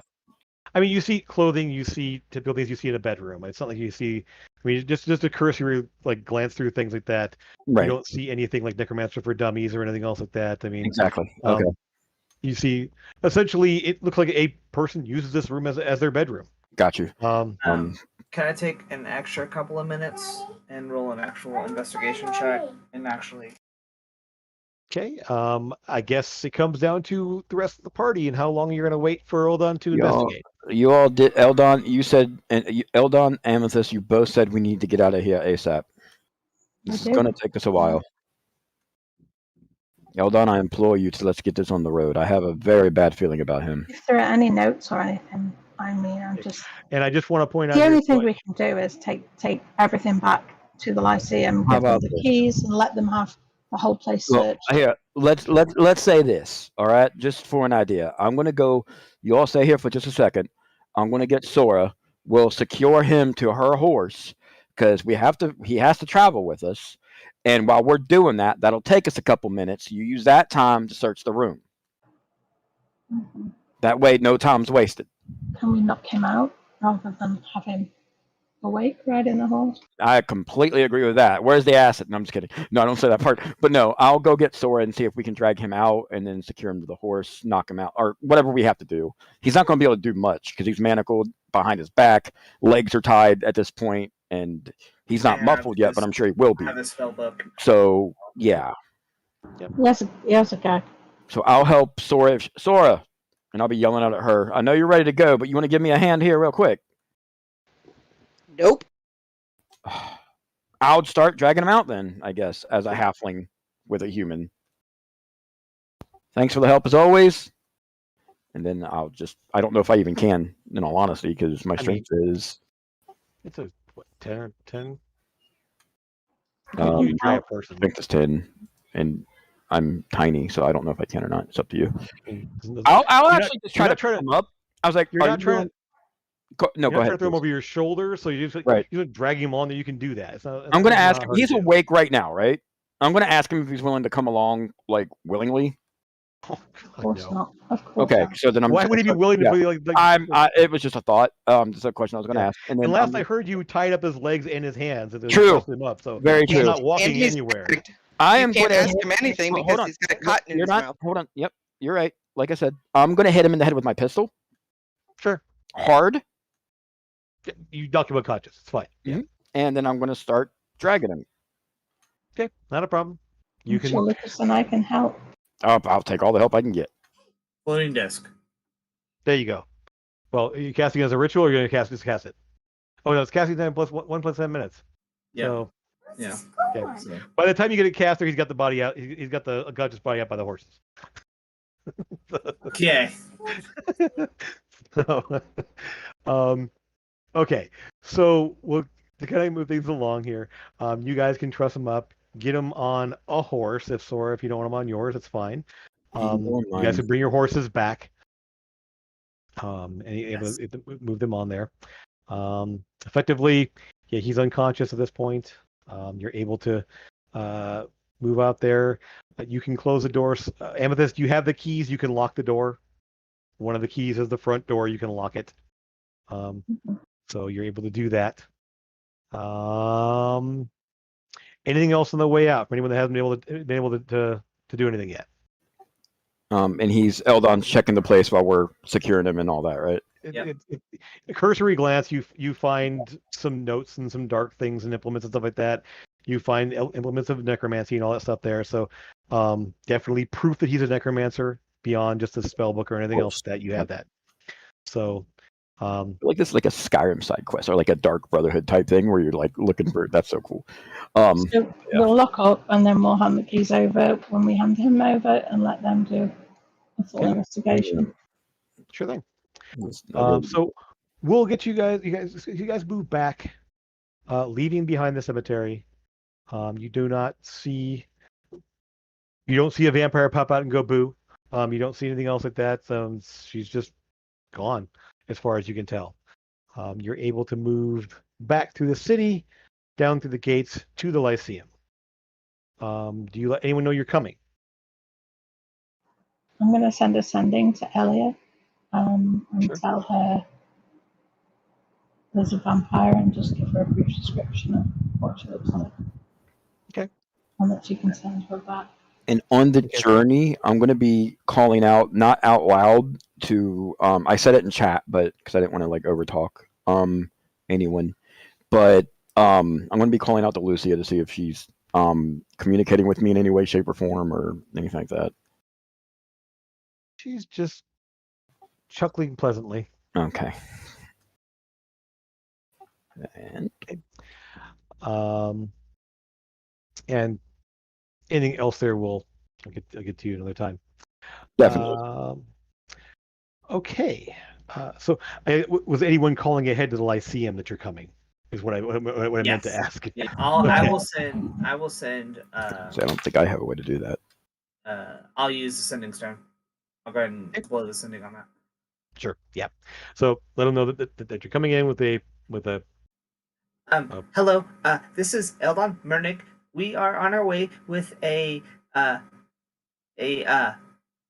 individual that is very bad, and we are going to need a secure room. And That's it. Yeah, I was gonna say AO was like half of it right there. So yeah. I knew what I was gonna say. Like that's so funny. So essentially the response. So who are you sending to at the Lyceum specifically? What's her face? Professor? That's not helpful. Whose mind is completely escaping me right now. Okay.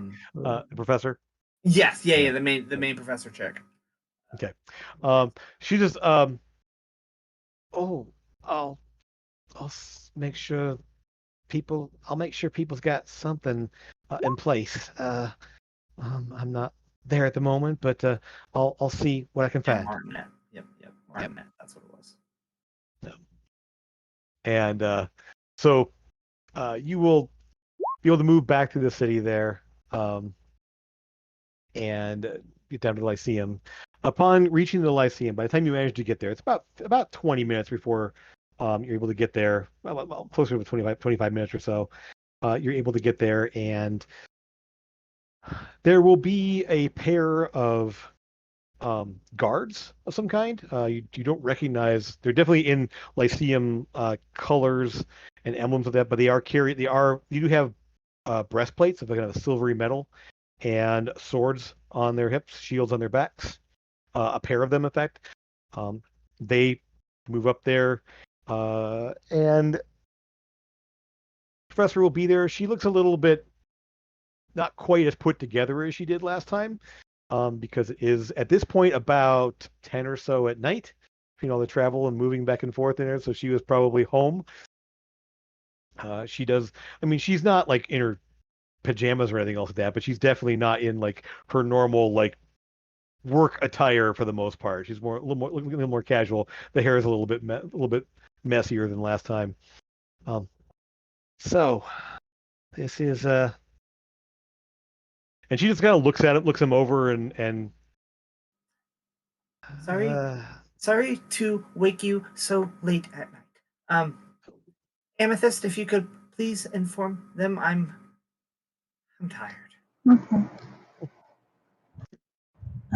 I'll explain that obviously there's necromantic behaviour going on in the place, and handle the keys, and say that he's obviously a very dangerous individual. Him, and there's a vampire that has information on how to raise this king. I see. We actually didn't manage to deal with the vampire. She got away. She turned into a bat and flew away. I'm quite worried about Raven's Crest, because I'm pretty sure that's where they're going to be heading. Well, I mean, a bat flying that direction would take weeks to get there if they even could, but at least there's that. There's also a third individual as well.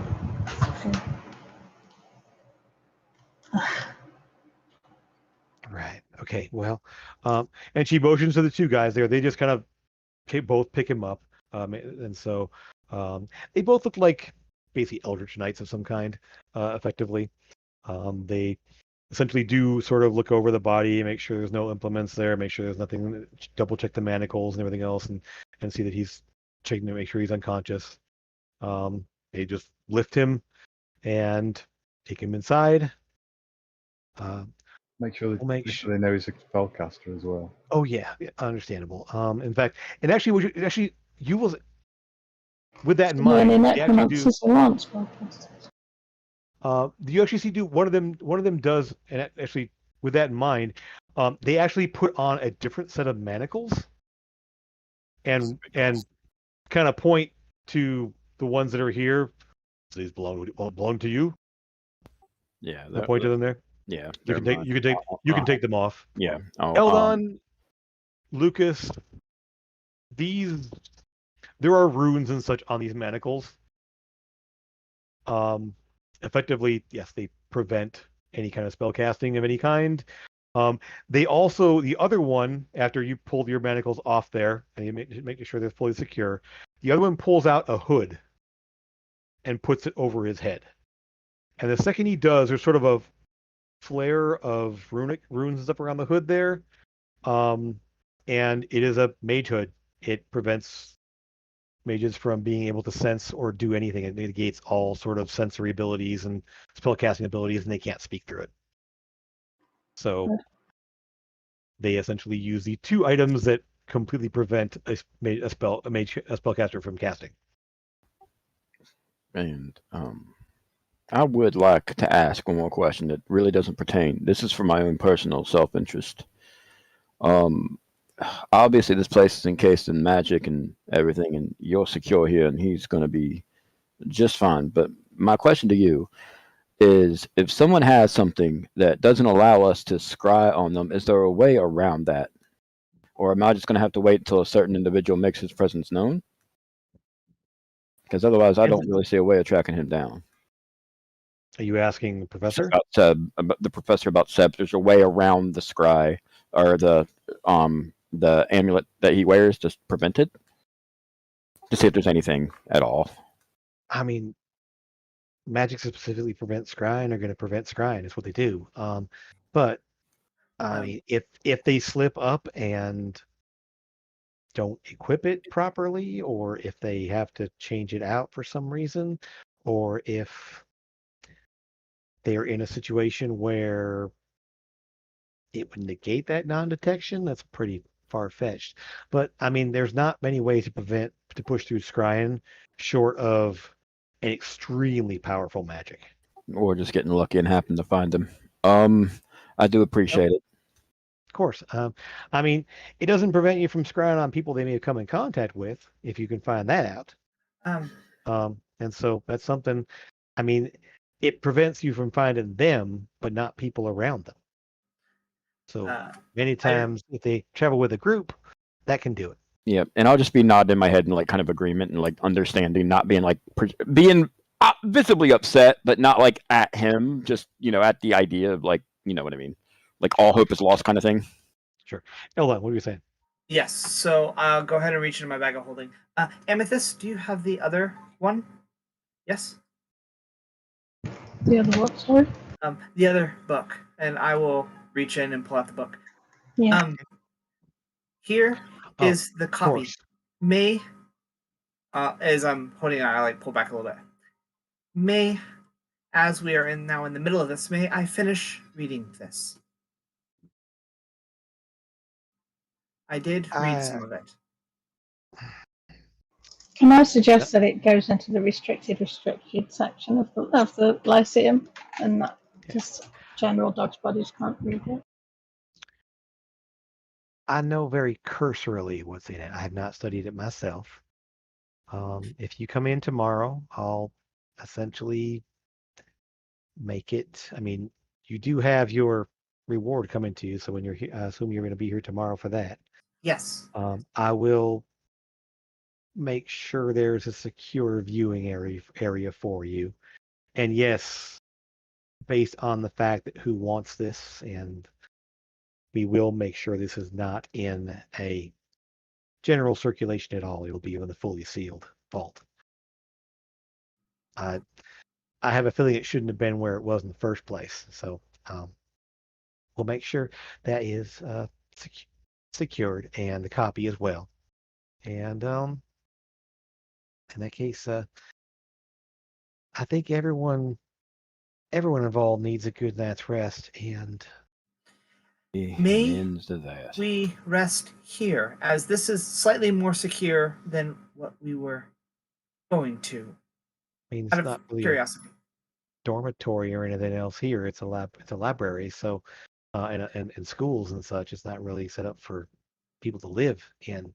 I like There's- point over to the like Eldritch Knights that are hauling off to like a Mhm. secret place. Out of curiosity, could we rest in the secret place? Maybe. I don't know what you mean. Mean the cells? Yes, there are guards, Ooh. barracks in the cells, correct? Would everyone be amenable to guards? Why do we need Barracks? to be down there? I'm happy to go back to the inn, thanks. Yeah, I was gonna Yeah, say, me too. I'm not going. I've been behind bars a few times, maybe not very long, but I'm not looking to spend the night where a prison Mm-mm. might even be. I I'm the doom am- clock. Eldon, I see what you're going for, and you would be completely safe to stay the night here if you wish. But I do suggest we get some actual rest, considering everything we've been to back at the inn. If you want to meet us, no. but even no, that I wouldn't recommend. No. We are all staying together. I was Yes. wondering if we had a plan, possibly B. We now do have a vampire. Yes, we have a vampire after us. Yeah, and I have now that I've learned something about these vamps. I've not known much, and I'm assuming my character wouldn't know anything about vampires because it's definitely not No. part of anything I know None of. of it. Right. Yeah. So I'm assuming from what I've heard, from what you all have told me, that daylight is not really an option for them. So if we can track her down during the day, it's an easy kill, and we can move on. We have a full night's sleep. Yes, that I completely, wholeheartedly agree with. Right. So, are you? So, the professor says, you're welcome to stop by anytime in the morning. I'll make sure if I'm not here when you get here, I will make sure that people are aware what's going on. I will be here early, so but in that case, I'll see you all in the morning. Yes, we shall see Rest you well. in the morning. Yes. We we So- can describe the vampire to her. I mean, she's a diviner. Yep. Maybe she can find it.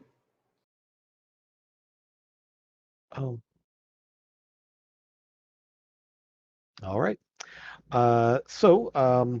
You're able this description there, I think, between Eldon's little image doodads, and Amethyst can change her face to look like her. Amethyst got a very good look at her. Probably better than the rest of you, what she looks like normally. Yeah, so she's able to, well, I'll see what I can do. Powerful undead of that kind. A little hard to track down sometimes, but I'll see what I can do. They have ways of sort of eluding things, but I'll see if I can track them down. Unfortunately, I get a general sense. I can't see the region they're in. I can see their immediate surroundings. So if it's a vampire, it might be inside of a crypt. I wouldn't be able to see anything. So there is that. I can at least tell you what I find at least. And so y'all get some good sleep. I'll see you in the morning. Stay safe, and we'll make sure he's put away here tomorrow. You can go ahead and find out some information. And It might you be, all. it might be worth tuning into Wraith and showing her what he looks like also. Okay. So she doesn't seem to recognize him at all. But your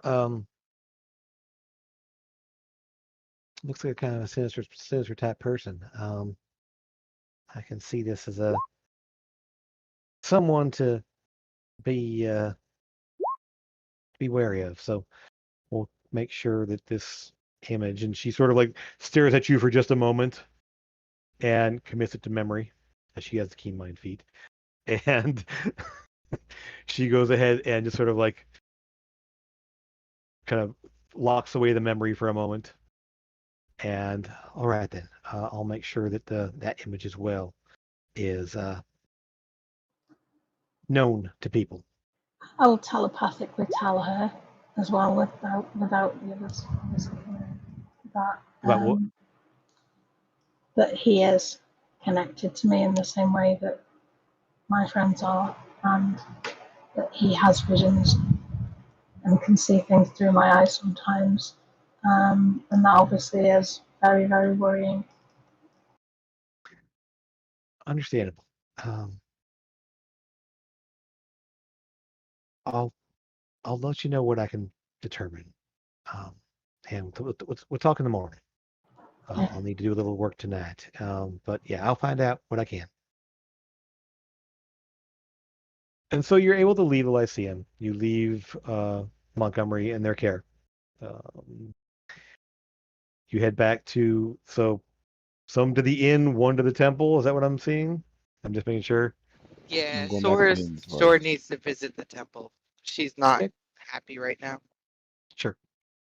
So Sora, you guys head back to the inn. Sora steps away and goes to the temple. Or you can go there after everyone settles and head back there once everyone's inside, whichever you want to do. But you're able to go to the temple itself. Yeah. It is quiet. You're able to all get your long rests, such as they are. Any unease you feel or anything else, any issues. But the night passes uneventfully. And in the morning, we're going to pick up there next time and kind of go with what you find out and determine your next steps are going to be. So, on that dark and sinister tidings and such, we're going to go ahead and call it there. And thank you guys for being here. Thank you for watching out there. And we'll see you again next Saturday. See you Take next care, Saturday. everyone. We need you.